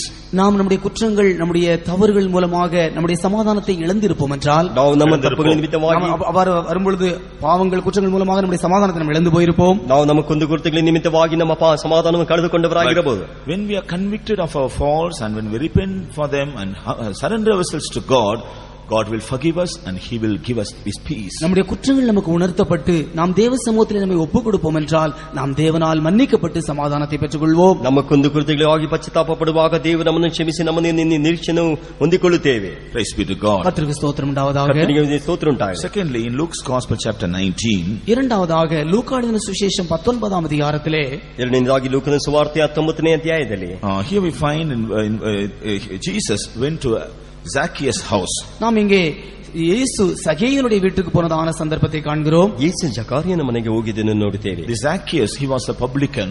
இந்த சகேயு ஒரு ஆயக்காரனாயிருந்தான். ಈ ಜಕಾರಿಯನ ಒಂದು ಸುಂಕದವನಾಗಿದ್ದನು. Publicans, they were not faithful in their work. ஆயக்காரர்கள் என்று சொன்னால் அவர்கள் தங்களுடைய வேலைகளிலே அவர்கள் உண்மை உள்ளவர்களாக இருக்க மாட்டார்கள். ಸುಂಕದವರು ಅಂತ ಹೇಳಿದ್ರೆ ತಮ್ಮ ಕೆಲಸದಲ್ಲಿ ನಂಬಿಗಸ್ತರಾಗಿರುವುದಿಲ್ಲ. In Luke's Gospel chapter 3, when the publicans came to be baptized by John the Baptist, லூக்கா 3ஆம் அதிகாரத்திலே நாம் காணும் பொழுது ஒரு Matthew 3, மத்தேயு 3ஆம் அதிகாரத்திலே காணும் பொழுது ஒரு ஆயக்காரன் யோவான் ஸ்நானனிடத்திலே ஞானஸ்நானம் பெற வந்ததான சந்தர்ப்பத்தை பார்க்கிறோம். ಮತ್ತಾಯನ ಸುವಾರ್ತೆ 3ನೇ ಅಧ್ಯಾಯದಲ್ಲಿ ಒಂದು ಸುಂಕದವನು ಯೋವಾನ್ ಸ್ನಾನಕನ ಬಳಿಗೆ ದೀಕ್ಷಾಸ್ನಾನ ತೆಗೆದುಕೊಂಡಿದ್ದನ್ನು ನೋಡುತ್ತೇವೆ. The publicans asked John the Baptist, what should we do? அந்த ஆயக்காரன் யோவான் ஸ்நானகனை பார்த்து நான் என்ன செய்ய வேண்டும் என்று கேட்டான். ಆ ಸುಂಕದವನು ಯೋವಾನ್ ಸ್ನಾನಕನ ನೋಡಿ ಆತನಿಗೆ ನಾನು ಏನು ಮಾಡಲಿ ಎಂಬುದಾಗಿ ಕೇಳಿದನು. Luke's Gospel chapter 3 and verse 12. லூக்கா 3ஆம் அதிகாரம் 12ஆம் வசனத்திலே, ಲೂಕನ ಸುವಾರ್ತೆ 3:2 ಓದುತ್ತೇವೆ. What did John the Baptist say? அப்பொழுது யோவான் ஸ்நானகன் சொன்னது என்ன? ಆಗ ಸ್ನಾನಿಕನಾದ ಯೋಹಾನನು In ಹೇಳಿದನು, verse 13, exact no more than that which is appointed you. 13ஆம் வசனத்தில் நாம் வாசிக்கும் பொழுது, அதற்கு யோவான் ஸ்நானகன் உங்களுக்கு கட்டளையிட்டதற்கு அதிகமாய் ஒன்றும் வாங்காதிருங்கள் என்று சொன்னான். 11ನೇ ವಾಕ್ಯದಲ್ಲಿ ನಿಮಗೆ ನೇಮಿಸಲ್ಪಟ್ಟಿರುವುದಕ್ಕೂ ಹೆಚ್ಚಾಗಿ ನೀವು ತೆಗೆದುಕೊಳ್ಳಬಾರದು ಎಂಬುದಾಗಿ ಹೇಳಿದನು. So they were receiving many things more than what they should receive. இந்த ஆயக்காரர்கள் என்று சொன்னால் அவர்கள் வாங்குகிறதற்கும் அதிகமாக வாங்குகிறார்கள் என்று இதன் மூலமாக நாம் அறிந்து கொள்கிறோம். ಸುಂಕದವರು ಅಂತ ಹೇಳಿದರೆ ಅವರು ತೆಗೆದುಕೊಳ್ಳುವುದಕ್ಕೂ ಹೆಚ್ಚಾಗಿ ವಸೂಲು ಮಾಡುತ್ತಾರೆ ಎಂಬುದಾಗಿ ಅರ್ಥ ಮಾಡಿಕೊಳ್ಳುತ್ತೇವೆ. Jesus visited the Zacchaeus house. இயேசு இந்த சகேயனுடைய வீட்டை சந்தித்தார். ಯೇಸು ಜಕಾರಿಯನ ಮನೆಯನ್ನು ಸಂಧಿಸಿದನು. In verse 7 we find, 7ஆம் வசனத்தில் நாம் காணும் பொழுது, 7ನೇ ವಚನದಲ್ಲಿ ನೋಡುತ್ತೇವೆ, when Jesus went to his house, all the other people, they murmured against him. இயேசு அவனுடைய வீட்டுக்குள் பிரவேசித்த பொழுது மற்ற எல்லா ஜனங்களும் அதை கண்டு முறுமுறுத்தார்கள். ಯೇಸು ಇವರ ಮನೆಗೆ ಹೋದಾಗ ಬೇರೆ ಜನರು ಅವನು ನೋಡಿ ಗುಣಗುಟ್ಟಿದರು. But as soon as Jesus went in, what happened? இயேசு அந்த வீட்டுக்குள்ளே போன உடனேயே அங்க என்ன நேரிட்டது? ಯೇಸು ಆ ಮನೆ ಒಳಗೆ ಹೋದ ಕೂಡಲೇ ಏನು ಸಂಭವಿಸಿತು? He never inquired anything about Zacchaeus. சகேயை குறித்து ஒன்றுமே அவர் கேள்வி கேட்கவில்லை. ಜಕಾರಿಯನ ಕುರಿತು ಯಾವ ಪ್ರಶ್ನೆಯನ್ನು ಕೇಳಲಿಲ್ಲ. He never spoke anything to him. அவனோடு ஒரு வார்த்தை கூட அவர் பேசவில்லை. ಆತನೊಂದಿಗೆ ಒಂದು ಮಾತನ್ನು ಮಾತನಾಡಲಿಲ್ಲ. But this Zacchaeus, he began to speak to the Lord. ஆனால் சகேயு அவரோடு பேச ஆரம்பிக்கிறான். ಆದ್ರೆ ಜಕಾರಿಯನು ಆತನೊಂದಿಗೆ ಮಾತನಾಡುತ್ತಾನೆ. What was he speaking? அவன் என்ன பேசினான்? ಆತನು ಏನು ಮಾತನಾಡಿದನು? He was confessing. அவன் தன்னுடைய குற்றங்களை அவன் அறிக்கை இடுகிறான். ತನ್ನ ಕೊರತೆಗಳನ್ನು ಅರಿಕೆ ಮಾಡುತ್ತಾನೆ. He is confessing all his state to the Lord. அவனுடைய எல்லா நிலவரத்தையும் கர்த்தரிடத்திலே அப்படியே அவன் அறிக்கை இடுகிறான். ತನ್ನ ಎಲ್ಲಾ ಸ್ಥಿತಿಯನ್ನು ದೇವರ ಬಳಿಗೆ ಅರಿಕೆ ಮಾಡುತ್ತಾನೆ. Lord, if I would have taken anything in the wrong way, I will return it fourfold. கர்த்தாவே, நான் ஏதாவது பொருட்களை நான் தவறுதலாய் வாங்கியிருப்பேன் என்றால் அதை நாலத்தனையாய் திருப்பி கொடுக்கிறேன் என்று சொல்கிறான். ಸ್ವಾಮಿ, ನಾನು ಯಾರಾದರೂ ಅನ್ಯಾಯವಾಗಿ ಯಾರನ್ನ ತೆಗೆದುಕೊಂಡರೆ 4ರಷ್ಟು ಹಿಂದಕ್ಕೆ ಕೊಡುತ್ತೇನೆ ಎಂಬುದಾಗಿ ಹೇಳುತ್ತಾನೆ. Half of my goods I will give to the poor. என்னுடைய ஆஸ்திகளில் பாதியை நான் ஏழைகளுக்கு கொடுக்கிறேன். ನನ್ನ ಆಸ್ತಿಯಲ್ಲಿ ಅರ್ಧವನ್ನು ಬಡವರಿಗೆ ಕೊಡುತ್ತೇನೆ. People, those who labor hardly and earn up their riches or wealth, will they be willing to give half of their wealth to the poor? ஜனங்கள் கஷ்டப்பட்டு சம்பாதித்து வைத்ததான அவர்கள் பணத்தை அவர்கள் பாதியை அவர் ஏழைகளுக்கு கொடுப்பார்களா? ಜನರು ಕಷ್ಟಪಟ್ಟು ಸಂಪಾದಿಸಿದ ಆಸ್ತಿಯನ್ನು ಬಡವರಿಗೆ ಕೊಡುತ್ತಾರಾ? No. யாரும் அப்படி கொடுக்க மாட்டார்கள். ಯಾರು ಕೊಡುವುದಿಲ್ಲ. This man, he earned everything in the illegal way.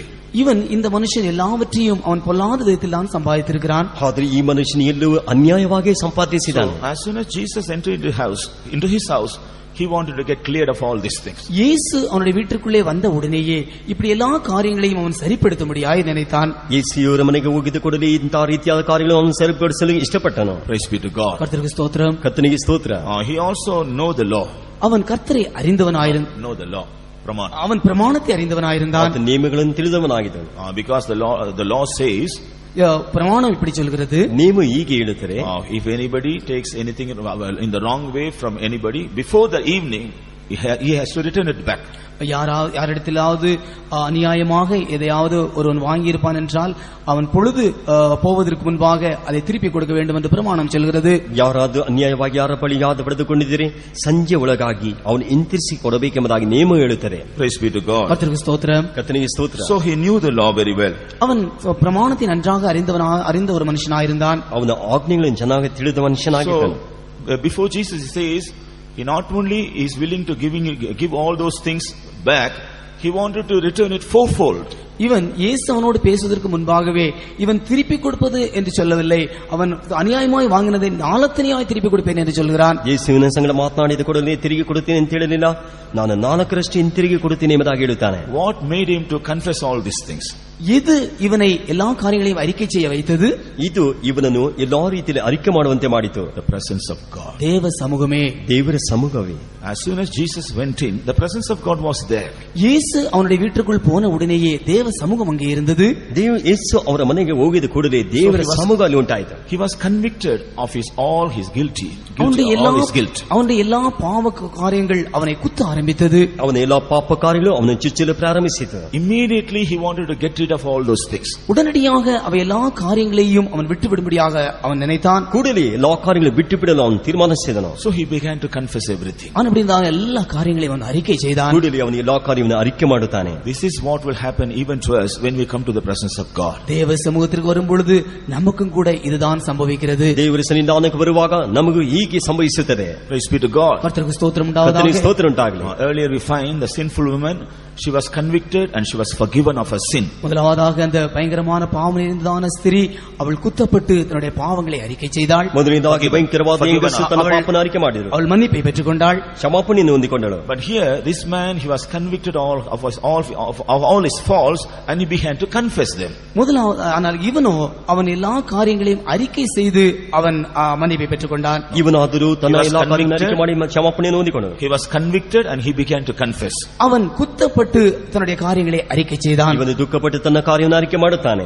Then in the 9th verse Jesus said, 9ஆம் வசனத்திலே இயேசு சொல்லும் பொழுது, 9ನೇ ವಚನದಲ್ಲಿ ಯೇಸು ಹೇಳುವಾಗ, this day is salvation come to this house. இன்றைக்கு இந்த வீட்டுக்கு ரட்சிப்பு வந்தது. ಇವತ್ತು ಈ ಮನೆಗೆ ರಕ್ಷಣೆ ಆಯಿತು. Praise be to God. கர்த்தருக்கு ஸ்தோத்திரம் உண்டாவதாக. ಕರ್ತನಿಗೆ ಸ್ತೋತ್ರ ಉಂಟಾಗಲಿ. So he was not saved. அவன் ஒரு ரட்சிக்கப்படாத ஒரு மனுஷன். ಅವನು ರಕ್ಷಣೆ ಹೊಂದಿದಿರುವಂತ ಮನುಷ್ಯ. He was not only saved, அவன் ரட்சிக்கப்படாதது மாத்திரமல்ல, ಅವನು ರಕ್ಷಣೆ ಹೊಂದಿದೇ ಇರುವುದು ಮಾತ್ರವಲ್ಲ, his whole household also was saved. அவனுடைய முழு வீட்டுக்கும் ரட்சிப்பு வந்தது. ಇಡೀ ಮನೆಗೂ ರಕ್ಷಣೆ ಉಂಟಾಯಿತು. Praise be to God. கர்த்தருக்கு ஸ்தோத்திரம் உண்டாவதாக. ಕರ್ತನಿಗೆ ಸ್ತೋತ್ರ ಉಂಟಾಗಲಿ. So in the presence of God, when we are convicted about our faults and when we are willing to rectify all of our faults, not only ourselves but household also will be saved. நாம் தேவனுடைய சமூகத்திலே நம்முடைய குற்றங்களை உணர்த்தப்பட்டு நாம் எல்லாவற்றையும் விட்டு நாம் சரிப்படுத்தும் பொழுது நமக்கு மாத்திரம் ரட்சிப்பு அல்ல, நம்முடைய முழு குடும்பத்திற்கு ரட்சிப்பு உண்டாகிறது. ನಾವು ನಮ್ಮ ಕೊರತೆಗಳನ್ನು ಅರಿಕೆ ಮಾಡಿ ಬಿಟ್ಟು ಬಿಡುವಾಗ ನಮಗೆ ಮಾತ್ರ ರಕ್ಷಣೆ ಅಲ್ಲ, ನಮ್ಮ ಇಡೀ ಕುಟುಂಬಕ್ಕೂ ರಕ್ಷಣೆ ಉಂಟಾಗುತ್ತದೆ. So in the presence of God, First of all, we receive forgiveness. தேவ சமூகத்திலே முதலாவதாக நாம் மன்னிப்பை பெற்றுக் கொள்கிறோம். ಮೊದಲನೇದಾಗಿ ದೇವರ ಸನ್ನಿಧಾನ ಕ್ಷಮಾಪಣೆಯನ್ನು ಹೊಂದಿಕೊಳ್ಳುತ್ತೇವೆ. Secondly, we receive salvation for us as well as for our household. இரண்டாவதாக நாம் நமக்கும் நம்முடைய குடும்பத்திற்கும் ரட்சிப்பை தேவ சமூகத்தில் பெற்றுக் கொள்கிறோம். ನಮಗೂ ನಮ್ಮ ಮನೆಯವರಿಗೂ ರಕ್ಷಣೆಯನ್ನು ನಾವು ಹೊಂದಿಕೊಳ್ಳುತ್ತೇವೆ. Oh, we will be blessed in the presence of God and also our household. நாம் ஆசீர்வதிக்கப்படுவது மாத்திரமல்ல, நம்முடைய குடும்பமும் தேவ சமூகத்திலே ஆசீர்வதிக்கப்படுகிறது. ನಾವು ಆಶೀರ್ವದಿಸಲ್ಪಡುವುದು ಮಾತ್ರವಲ್ಲ, ನಮ್ಮ ಕುಟುಂಬ ಸಹ ದೇವರ ಸನ್ನಿಧಾನ ಆಶೀರ್ವದಿಸಲ್ಪಡುತ್ತದೆ. Praise be to God. கர்த்தருக்கு ஸ்தோத்திரம் உண்டாவதாக. ಕರ್ತನಿಗೆ ಸ್ತೋತ್ರ ಉಂಟಾಗಲಿ. When we turn to 1 Samuel chapter 1, 1 Samuel முதலாம் அதிகாரத்திற்கு நாம் திரும்பும் பொழுது, ಮೊದಲನೇ ಸಾಮುವೇಲ ಮೊದಲನೇ ಅಧ್ಯಾಯಕ್ಕೆ ನಾವು ತಿರುಗಿಸುವಾಗ here we read about a woman. இங்கே நாம் ஒரு ஸ்திரியை குறித்து வாசிக்கிறோம். ಇಲ್ಲಿ ನಾವು ಒಂದು ಹೆಂಗಸನ್ನು ಕುರಿತು ಓದುತ್ತೇವೆ. She was full of grief in their heart. அவள் ஒரு மன கிளேசம் உள்ளதான ஒரு ஸ்திரியாயிருந்தாள். ಆಕೆ ಮನವ್ಯತೆಯುಳ್ಳ ಸ್ತ್ರೀಯಾಗಿ ಕಾಣಲ್ಪಟ್ಟಳು. She had a great need. அவளுக்கு ஒரு பெரிய தேவை இருந்தது. ಆಕೆಗೆ ಒಂದು ಮಗು ಅವಶ್ಯಕತೆ. No one was able to help her. அவளுக்கு யாருமே உதவி செய்ய முடியவில்லை. ಆಕೆಗೆ ಯಾರು ಸಹಾಯ ಮಾಡಲಿಲ್ಲ. She had a beloved husband. அவளுக்கு ஒரு அருமையான கணவன் இருந்தான். ಆಕೆಗೆ ಒಂದು ಅಂದವಾದ ಗಂಡನಿದ್ದನು. He loved her more than anybody else.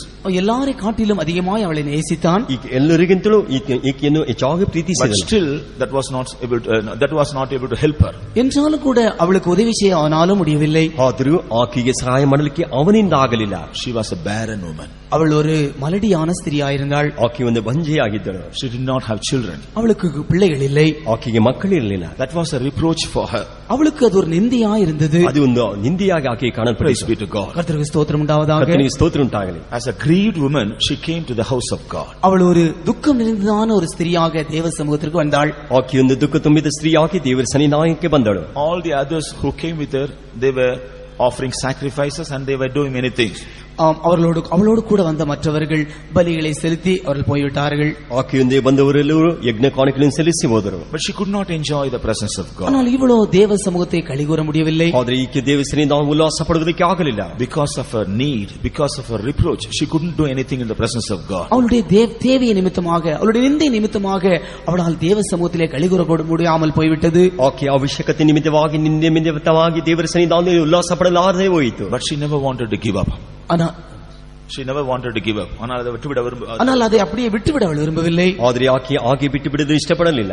She decided to pour her heart in the presence of God. அவள் தேவ சமூகத்திலே தன்னுடைய இருதயத்தை ஊற்றிவிட ஆரம்பித்தாள். ಆಕೆ ದೇವರ ಸನ್ನಿಧಾನದಲ್ಲಿ ತನ್ನ ಹೃದಯವನ್ನು ಸುರಿಸುವಳಾಗಿದ್ದಳು. Even she was misunderstood by the priest. அது ஆசாரியனுக்கு அது ஒரு தவறான அபிப்பிராயத்தை கொண்டு வந்தது. ಅದು ಯಾಜಕನೇ ತಪ್ಪಾದ ಅಭಿಪ್ರಾಯವನ್ನು ತಂದಿತು. The priest also rebuked her. அந்த ஆசாரியனும் கூட அவளை கடிந்து கொண்டான். ಆ ಯಾಜಕನು ಆಕೆಯನ್ನು ಗದರಿಸುತ್ತಾನೆ. But still she never gave up. என்றாலும் கூட அவள் அதை அப்படி விட்டுவிடவில்லை. ಆದರೂ ಆಕೆ ಅದನ್ನು ಆಕೆ ಬಿಟ್ಟು ಬಿಡಲಿಲ್ಲ. She poured her heart in the presence of God. தேவ சமூகத்திலே தன்னுடைய இருதயத்தை அவள் ஊற்றினாள். ದೇವರ ಸನ್ನಿಧಾನದಲ್ಲಿ ಹೃದಯವನ್ನು ಸುರಿಸಿದಳು. Praise be to God. கர்த்தருக்கு ஸ்தோத்திரம் உண்டாவதாக. ಕರ್ತನಿಗೆ ಸ್ತೋತ್ರ In ಉಂಟಾಗಲಿ. the 10th verse we find, 10ஆம் வசனத்தில் நாம் பார்க்கும் பொழுது, 10ನೇ ವಚನದಲ್ಲಿ ಓದುವಾಗ, and she was in bitterness of soul and prayed unto the Lord and wept sore. அவள் மனம் கசந்து மிகவும் அழுது கர்த்தரை நோக்கி விண்ணப்பம் பண்ணினாள்.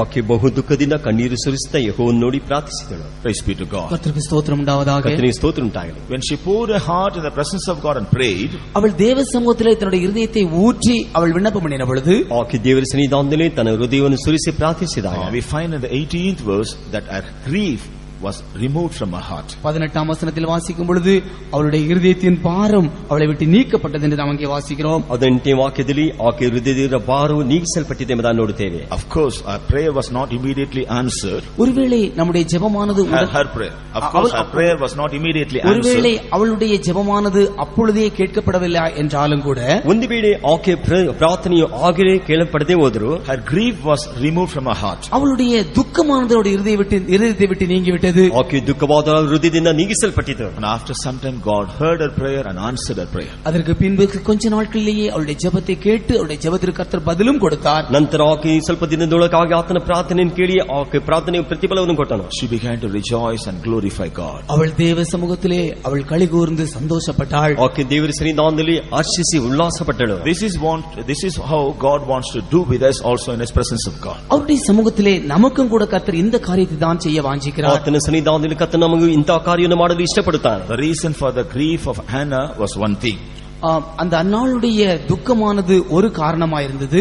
ಅರ್ನಾಳ್ನ ದುಃಖವಾದ ಒಂದು ಕಾರಣವಾಗಿತ್ತು. Perhaps when we come to the presence of God, we also may come with various griefs because of many reasons. பல காரணங்கள் நிமித்தமாக நாமும் கூட தேவ சமூகத்துக்கு வரும்பொழுது பலவிதமான துக்கம் நிறைந்தவர்களாய் காணப்படலாம். ನಾವು ನಾನಾ ರೀತಿಯ ದುಃಖ ನಿಮಿತ್ತವಾಗಿ ನಾವು ದೇವರ ಸನ್ನಿಧಾನಕ್ಕೆ ಬರಬಹುದು. But as we are thinking about our state, nothing will happen in the presence of God. நாம் நம்முடைய நிலவரத்தை நினைத்துக் கொண்டிருப்போம் என்றால் ஒன்றுமே தேவ சமூகத்தில் நமக்கு உண்டாகாது. ನಾವು ನಮ್ಮ ಸ್ಥಿತಿಯನ್ನು ತಿಳಿದುಕೊಂಡಿರುವುದಾದರೆ ಯಾವುದು ದೇವರಿಂದ ಉಪಕಾರ ಹೊಂದಿಕೊಳ್ಳಲು ಸಾಧ್ಯವಿಲ್ಲ. Like Hannah, we also must learn to pour our lives in the presence of God. அந்நாளை போல நாமும் கூட நம்முடைய ஜீவியத்தை அப்படியே தேவ சமூகத்திலே ஊற்றிவிட நாம் கற்றுக்கொள்ள வேண்டும். ಅನ್ನಾಳನಾಗಿ ನಾವು ದೇವರ ಸನ್ನಿಧಾನ ನಮ್ಮ ಜೀವಿತವನ್ನು ಸುರಿಸಿ ಬಿಡುವರಾಗಿ ಮಾರ್ಪಡಬೇಕು. We must learn to pour our heart in the presence of God. நாம் தேவ சமூகத்திலே நம்முடைய இருதயங்களை ஊற்ற நாம் கற்றுக்கொள்ளும் பொழுது ನಾವು ದೇವರ ಸನ್ನಿಧಾನ ನಮ್ಮ ಹೃದಯವನ್ನು ಸುರಿಸುವುದನ್ನು ಕಲಿತುಕೊಂಡಾಗ then God will remove the burden or grief that is in our heart. நம்முடைய இதயத்தில் இருக்கிறதான பாரத்தை துக்கத்தை கர்த்தர் மாற்றி போடுவார். ನಮ್ಮ ಹೃದಯದಲ್ಲಿರುವಂತಹ ಭಾರವನ್ನು ದುಃಖವನ್ನು ಅಗಲಿಸಿ ಬಿಡುತ್ತಾನೆ. God wants to remove all our griefs, burdens and cares in the presence of God.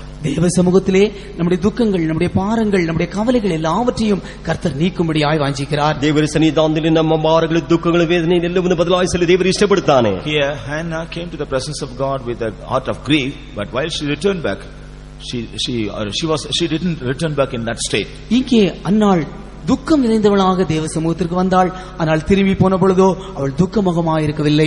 ಅನ್ನಾಳು ದೇವರ ಸನ್ನಿಧಾನಕ್ಕೆ ಬರುವಾಗ ದುಃಖದಿಂದ ಬಂದಳು. ಅದು ಹಿಂತಿರುಗಿ ಹೋಗುವಾಗ ದುಃಖ ಮುಖದಿಂದ ಹಿಂತಿರುಗಿ ಹೋಗಲಿಲ್ಲ. Because God took care of her. ஏனென்றால் கர்த்தர் அவளை பொறுப்படுத்திக் கொண்டார். ಏಕೆಂದರೆ ಕರ್ತನು ಆತನು ಭಾರವಹಿಸಿಕೊಂಡನು. She believed it. அவள் அதை விசுவாசித்தாள். ಆಕೆ ಅದನ್ನು ನಂಬಿದಳು. So she was no more sad.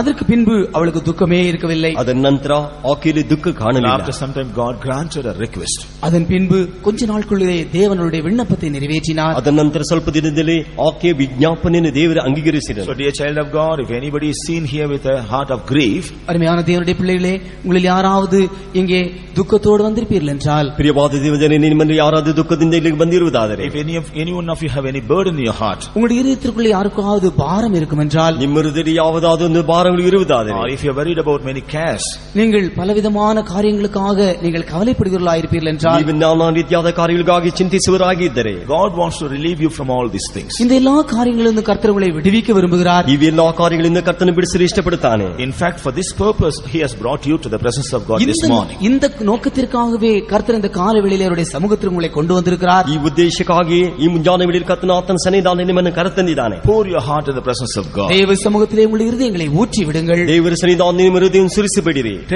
Tell the Lord all your burdens and cares. உங்களுடைய எல்லா பாரங்களையும் துக்கங்களையும் தேவனிடத்திலே சொல்லுங்கள். ನಿಮ್ಮ ಎಲ್ಲಾ ಭಾರ ಪಾಪಗಳನ್ನು ದುಃಖಗಳನ್ನು ದೇವರ ಸನ್ನಿಧಾನದಲ್ಲಿ ಹೇಳಿಬಿಡಿರಿ. In the presence of God, God will deliver you from all your burdens and cares and worries. தேவ சமூகத்தில் தானே அவர் உங்களுடைய எல்லா துக்கங்களையும் பாரங்களையும் உங்களுடைய கவலைகளையும் நீக்குவார்.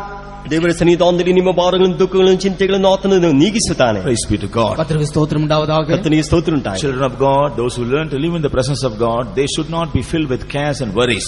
தேவனுடைய பிள்ளைகள் தேவ சமூகத்திலேயே இருக்கக்கூடிய தேவ சமூகத்தில் காணப்பட வேண்டியவர்கள் அவர்கள் துக்கத்தினாலும் பாரத்தினால் நிறைந்திருக்க கூடாது. ದೇವ ಜನರು ದೇವ ಸನ್ನಿಧಾನ ಕಾಣಪಡಬೇಕಾಗಿರುವವರು ದುಃಖದಿಂದ ಭಾರದಿಂದ ತುಂಬಿರಬಾರದು. The Lord doesn't want to see you being grieved and burdened. உங்களை கர்த்தர் துக்கத்தோடும் பாரத்தோடும் பார்க்கும்படியாக அவர் விரும்புவதில்லை. ಈ ದುಃಖದಿಂದ ಭಾರದಲ್ಲಿ ಇರುವುದನ್ನು ದೇವರು ನೋಡಲು ಇಷ್ಟಪಡುವುದಿಲ್ಲ. So right in his presence he wants to deliver you from all your burdens and cares. அவருடைய சமூகத்தில் தானே எல்லா துக்கங்களையும் பாரங்களையும் நீக்க அவர் விரும்புகிறார். ಆತನ ಸನ್ನಿಧಾನದಲ್ಲಿ ಎಲ್ಲಾ ದುಃಖಗಳು ಭಾರಗಳನ್ನು ನೀಗಿಸಲು ಇಷ್ಟಪಡುತ್ತಾನೆ. But you must believe and you must submit yourselves to God completely. நீங்கள் விசுவாசித்து உங்களை முற்றிலுமாக கர்த்தருக்கு நீங்கள் உங்களை ஒப்புக் கொடுக்க வேண்டும். ನೀವು ನಂಬಿಕೆಯಿಂದ ನಿಮ್ಮನ್ನು ಒಪ್ಪಿಸಿಕೊಟ್ಟು ನೀವು ಬಿಡುಗಡೆಯಿಂದ ದೇವರಿಗೆ ಒಪ್ಪಿಸಿಕೊಡಬೇಕು. Praise be to God. கர்த்தருக்கு ஸ்தோத்திரம் உண்டாவதாக. ಕರ್ತನಿಗೆ ಸ್ತೋತ್ರ ಉಂಟಾಗಲಿ. Now when we turn to Exodus chapter 33 and verse 14, இப்பொழுது நாம் யாத்ராகமம் 33ஆம் அதிகாரம் 14ஆம் வசனத்திற்கு திருப்புவோம் என்றால், ವಿಮೋಚನ ಕಾಂಡ 33:14ನೇ ವಚನಕ್ಕೆ ನಮ್ಮ here we see what did the Lord say to Moses. இங்கே கர்த்தர் மோசேயோடு என்ன சொன்னார்? ಇಲ್ಲಿ ಮೋಶೆ ಬಳಿ ಕರ್ತನೇನು ಹೇಳಿದನು? My presence shall go with thee. என் சமூகம் உனக்கு முன்பாக செல்லும். ನನ್ನ ಸನ್ನಿಧಾನ ನಿನ್ನ ಮುಂದೆ ಹೋಗುತ್ತದೆ. And I will give thee rest. நான் உனக்கு இளைப்பாறுதல் தருவேன். ನಾವು ನಿನಗೆ ವಿಶ್ರಾಂತಿಯನ್ನು ಕೊಡುವೆನು. Praise be to God. கர்த்தருக்கு ஸ்தோத்திரம். ಕರ್ತನಿಗೆ ಸ್ತೋತ್ರ. So from this what do we understand? இந்த வசனத்தின் மூலமாக நாம் விளங்கிக் கொள்வது என்ன? ಇದರಿಂದ ನಾವು ಅರ್ಥ ಮಾಡಿಕೊಳ್ಳುತ್ತೇವೆ. When the presence of God is with us, தேவ சமூகம் நம்மோடு கூட இருக்கும் பொழுது ದೇವರ ಸನ್ನಿಧಾನ ನಮ್ಮೊಂದಿಗಿರುವಾಗ that presence of God will begin to guide us. அந்த சமூகமானது நமக்கு வழிகாட்டும். ಆ ಸನ್ನಿಧಾನವಾದು ನಮ್ಮನ್ನು ದಾರಿ ತೋರಿಸುತ್ತದೆ. Our God will guide us through his presence.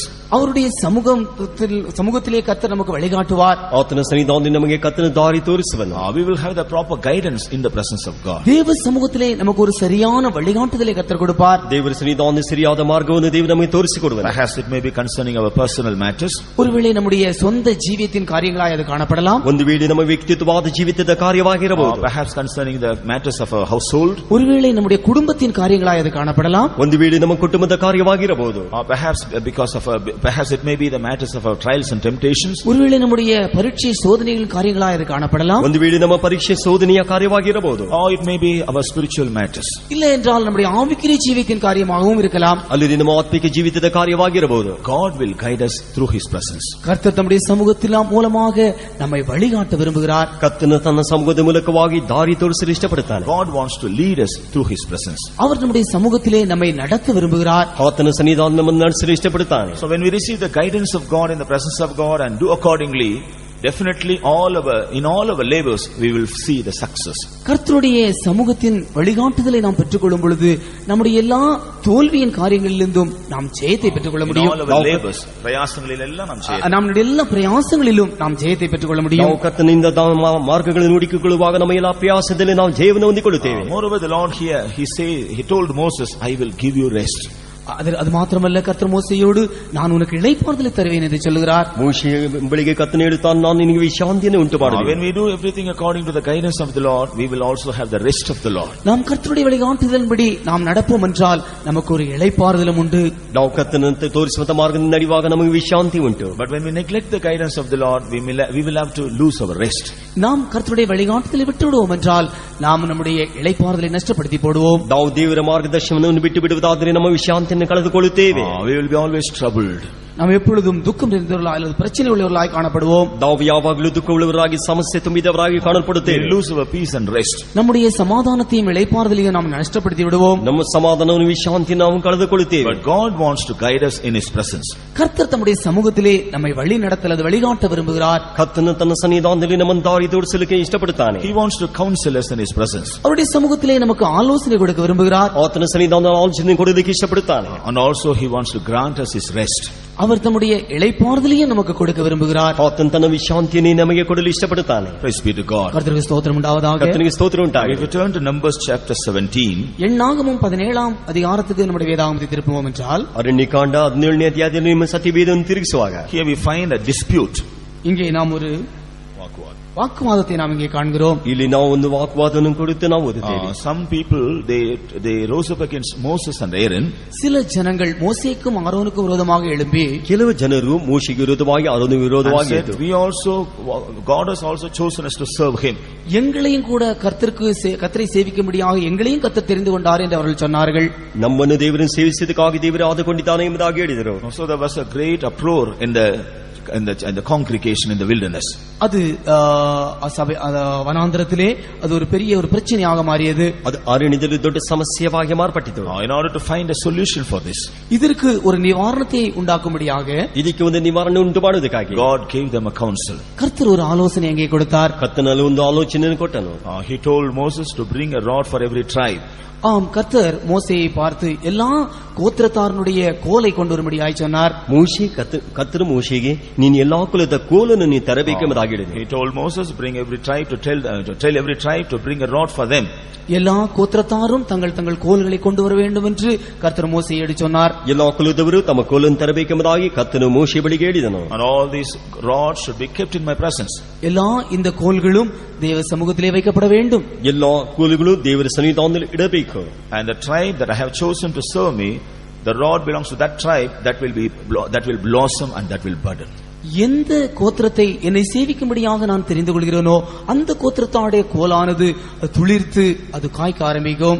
ಯಾವ ಕುಲವನ್ನು ನಾನು ಆರಿಸಿಕೊಂಡಿದ್ದು ನನ್ನನ್ನು ಸೇವಿಸಲಿಕ್ಕೆ ಆರಿಸಿಕೊಂಡಿದ್ದನೋ ಆ ಕೋಲು ಆದದ್ದು ಚಿಗುರುತ್ತದೆ ಎಂಬುದಾಗಿ ಹೇಳಿದನು. In verse 5 the Lord said, 5ஆம் வசனத்திலே கர்த்தர் சொன்னார், 5ನೇ ವಾಕ್ಯದಲ್ಲಿ ಕರ್ತನು ಹೇಳಿದನು, whom I shall choose shall blossom, and I will make to cease from me the murmurings of the children of Israel, whereby they murmured against you. நான் தெரிந்து கொள்ளுவனுடைய கோல் துளிர்க்கும், இப்படி இஸ்ரவேல் புத்திரர் உங்களுக்கு விரோதமாய் முறுமுறுக்கிற அவருடைய முறுமுறுப்பை என்னை விட்டு ஒழிய பண்ணுவேன் என்று கர்த்தர் சொன்னார். ನಾನು ಯಾರನ್ನು ಮೆಚ್ಚಿದೆನೋ ಅವರ ಕೋಲು ಚಿಗುರುವುದು, ಇಸ್ರಾಯೇಲಿನಿಬ್ಬರು ವಿರೋಧವಾಗಿ ಮಾಡಿದ ಗುಣಗುಟ್ಟು ನನಗೆ ಕೇಳಿಸಿತು, ಇದು ನಿಲ್ಲಿಸಿ ಬಿಡುವೆನೆಂಬ ಅಂದನು. Praise be to God. கர்த்தருக்கு ஸ்தோத்திரம் உண்டாவதாக. ಕರ್ತನಿಗೆ ಸ್ತೋತ್ರ So ಉಂಟಾಗಲಿ. all the 12 rods for 12 tribes were kept in the presence of God. எல்லா 12 கோத்திரத்தாருடைய 12 கோல்களும் தேவ சமூகத்திலே வைக்கப்பட்டது. 12 ಕುಲದವರ 12 ಕೋಲುಗಳು ದೇವರ ಸನ್ನಿಧಾನದಲ್ಲಿ ಇಡಲ್ಪಟ್ಟಿತು. And in the 8th verse we read, 8ஆம் வசனத்தில் நாம் வாசிக்கும் பொழுது, ಆದ್ರೆ 8ನೇ ವಾಕ್ಯದಲ್ಲಿ ಓದುವಾಗ, behold, the rod of Aaron for the house of Levi was budded and brought forth buds and bloomed blossoms and yielded almonds. லேவியின் குடும்பத்தாருக்கு இருந்த ஆரோனுடைய கோல் துளிர்த்திருந்தது, அது துளிர்விட்டு பூ பூத்து வாதுமை பழங்களை கொடுத்தது. ಲೇವಿಯ ಕುಲಕ್ಕೋಸ್ಕರ ಆರನ್ನು ಕೊಡಲ್ಪಟ್ಟ ಕೋಲಾದ ಚಿಗುರಿಪಟ್ಟು ಮುಗ್ಗು ಬಿಟ್ಟು ಹೂವಾರಡಿ ಬಾದಾಮಿ ಹಣ್ಣನ್ನು ಫಲಿಸಿತು. So by doing so, God brought about a solution for their murmurings. கர்த்தர் இப்படி செய்ததன் மூலமாக அவருடைய முறுமுறுப்புகளுக்கு ஒரு நிவாரணத்தை உண்டு பண்ணினார். ಈ ರೀತಿ ಕರ್ತನು ಮಾಡಿದ ನಿಮಿತ್ತವಾಗಿ ಅವರ ಗುಣಗಟ್ಟಿಕೆಗೆ ಒಂದು ಪರಿಹಾರ ಉಂಟು ಮಾಡಿದನು. But we will learn another lesson in this incident. இந்த சம்பவத்தின் மூலமாக நாம் இன்னொரு காரியத்தை கற்றுக்கொள்ள வேண்டும். ಈ ವಿಷಯಗಳ ಮೂಲಕವಾಗಿ ನಾವು ಇನ್ನೊಂದು ಕಾರ್ಯಗಳನ್ನು ಅರ್ಥ ಮಾಡಿಕೊಳ್ಳಬಹುದು. Ordinary rods were kept in the presence of God.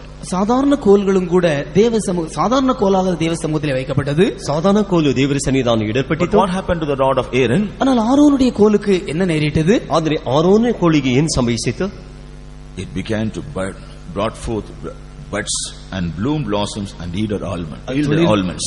துளிர்விட்டு பூ பூத்து வாதுமை பழங்களை கொடுத்தது என்று வாசிக்கிறோம். ಆ ಕೋಲು ಚಿಗುರಿ ಮುಗ್ಗು ಬಿಟ್ಟು ಹೂ ಅರಳಿ ಬಾದಾಮಿ ಹಣ್ಣನ್ನು ಫಲಿಸಿತು. Ordinary rod received life in the presence of God. சாதாரண ஒரு கோலானது தேவ சமூகத்திலே ஜீவனை பெற்றுக் கொண்டது. ಸಾಧಾರಣ ಕೋಲು ದೇವರ ಸನ್ನಿಧಾನದಲ್ಲಿ ಜೀವವನ್ನು ಹೊಂದಿಕೊಂಡಿತು. The dead rod was quickened in the presence of God. அந்த மரித்த கோலானது தேவ சமூகத்திலே ஜீவனை பெற்றது. ಆ ಸತ್ತಂತ ಕೋಲು ದೇವರ ಸನ್ನಿಧಾನದಲ್ಲಿ ಜೀವವನ್ನು ಹೊಂದಿಕೊಂಡಿತು. These rods were the branches of a tree.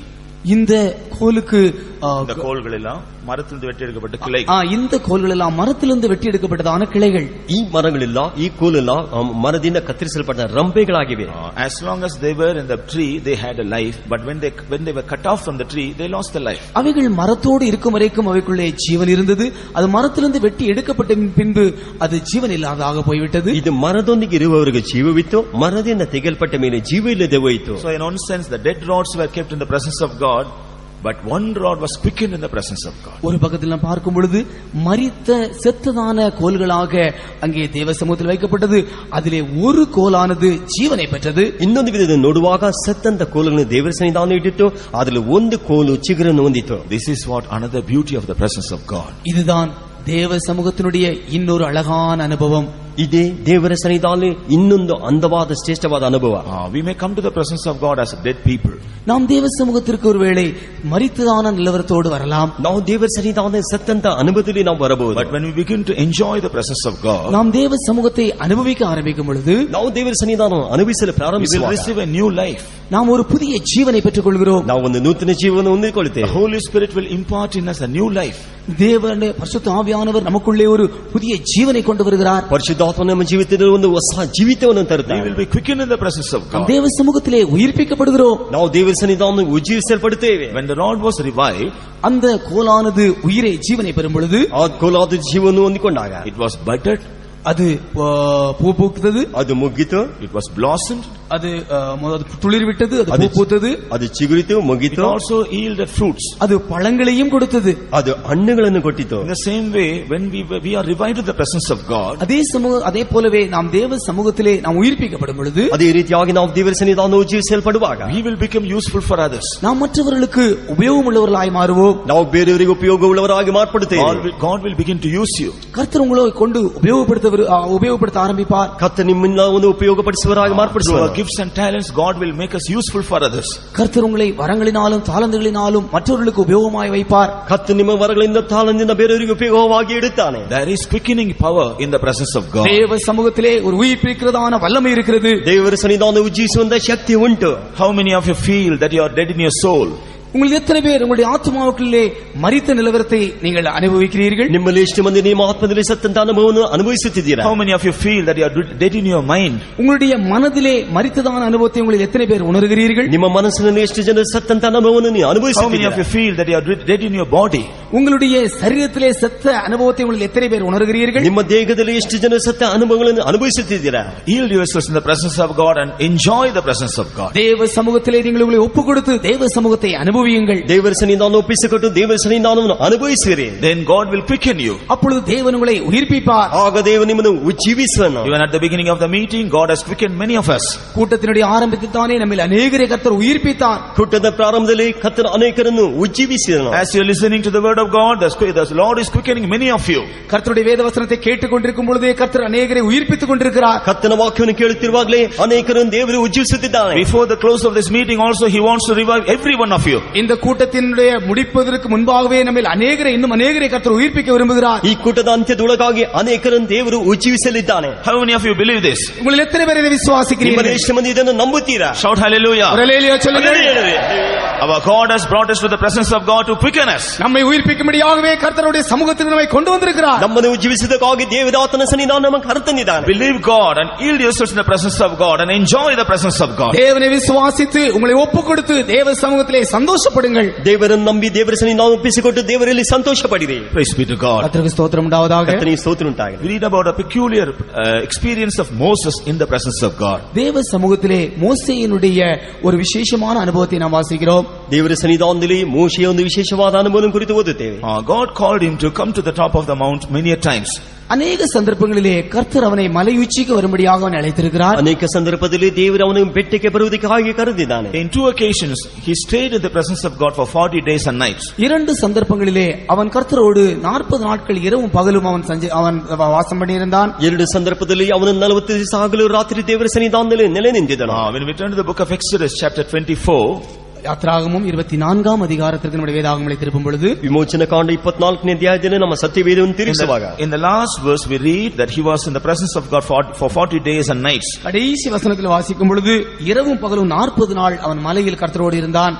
ಕಡೆ ವಾಕ್ಯದಲ್ಲಿ ಓದುವಾಗ ಹಗಲು ರಾತ್ರಿಯು 40 ದಿವಸ ದೇವರ ಸನ್ನಿಧಾನದಲ್ಲಿ ಇದ್ದನು. Praise be to God. கர்த்தருக்கு ஸ்தோத்திரம் உண்டாவதாக. ಕರ್ತನಿಗೆ ಸ್ತೋತ್ರ ಉಂಟಾಗಲಿ. Again in the 34th chapter also we read Moses stayed in the presence of on the mountain or in the presence of God for 40 days.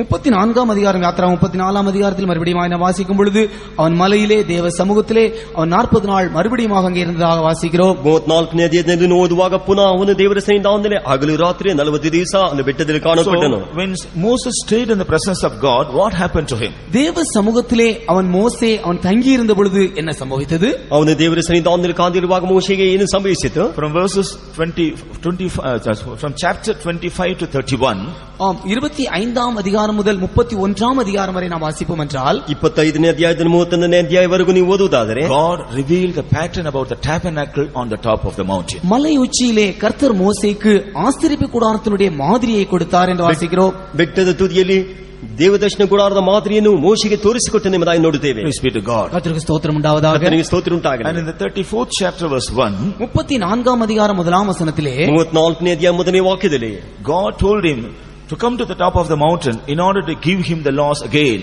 அவனுக்கு மறுபடியுமாக பிரமாணங்களை கொடுக்கும்படியாக மலைக்கு வரும்படியாக கர்த்தர் மறுபடியுமாக அவனை கூப்பிட்டார். ಅವನಿಗೆ ನಿಯಮಗಳನ್ನು ಕೊಡುವುದಕ್ಕಾಗಿ ಪುನಃ ಅವನ ಬೆಟ್ಟಕ್ಕೆ ಬರುವುದಕ್ಕಾಗಿ ಕರೆದನು. So this time also he stayed there for 40 days.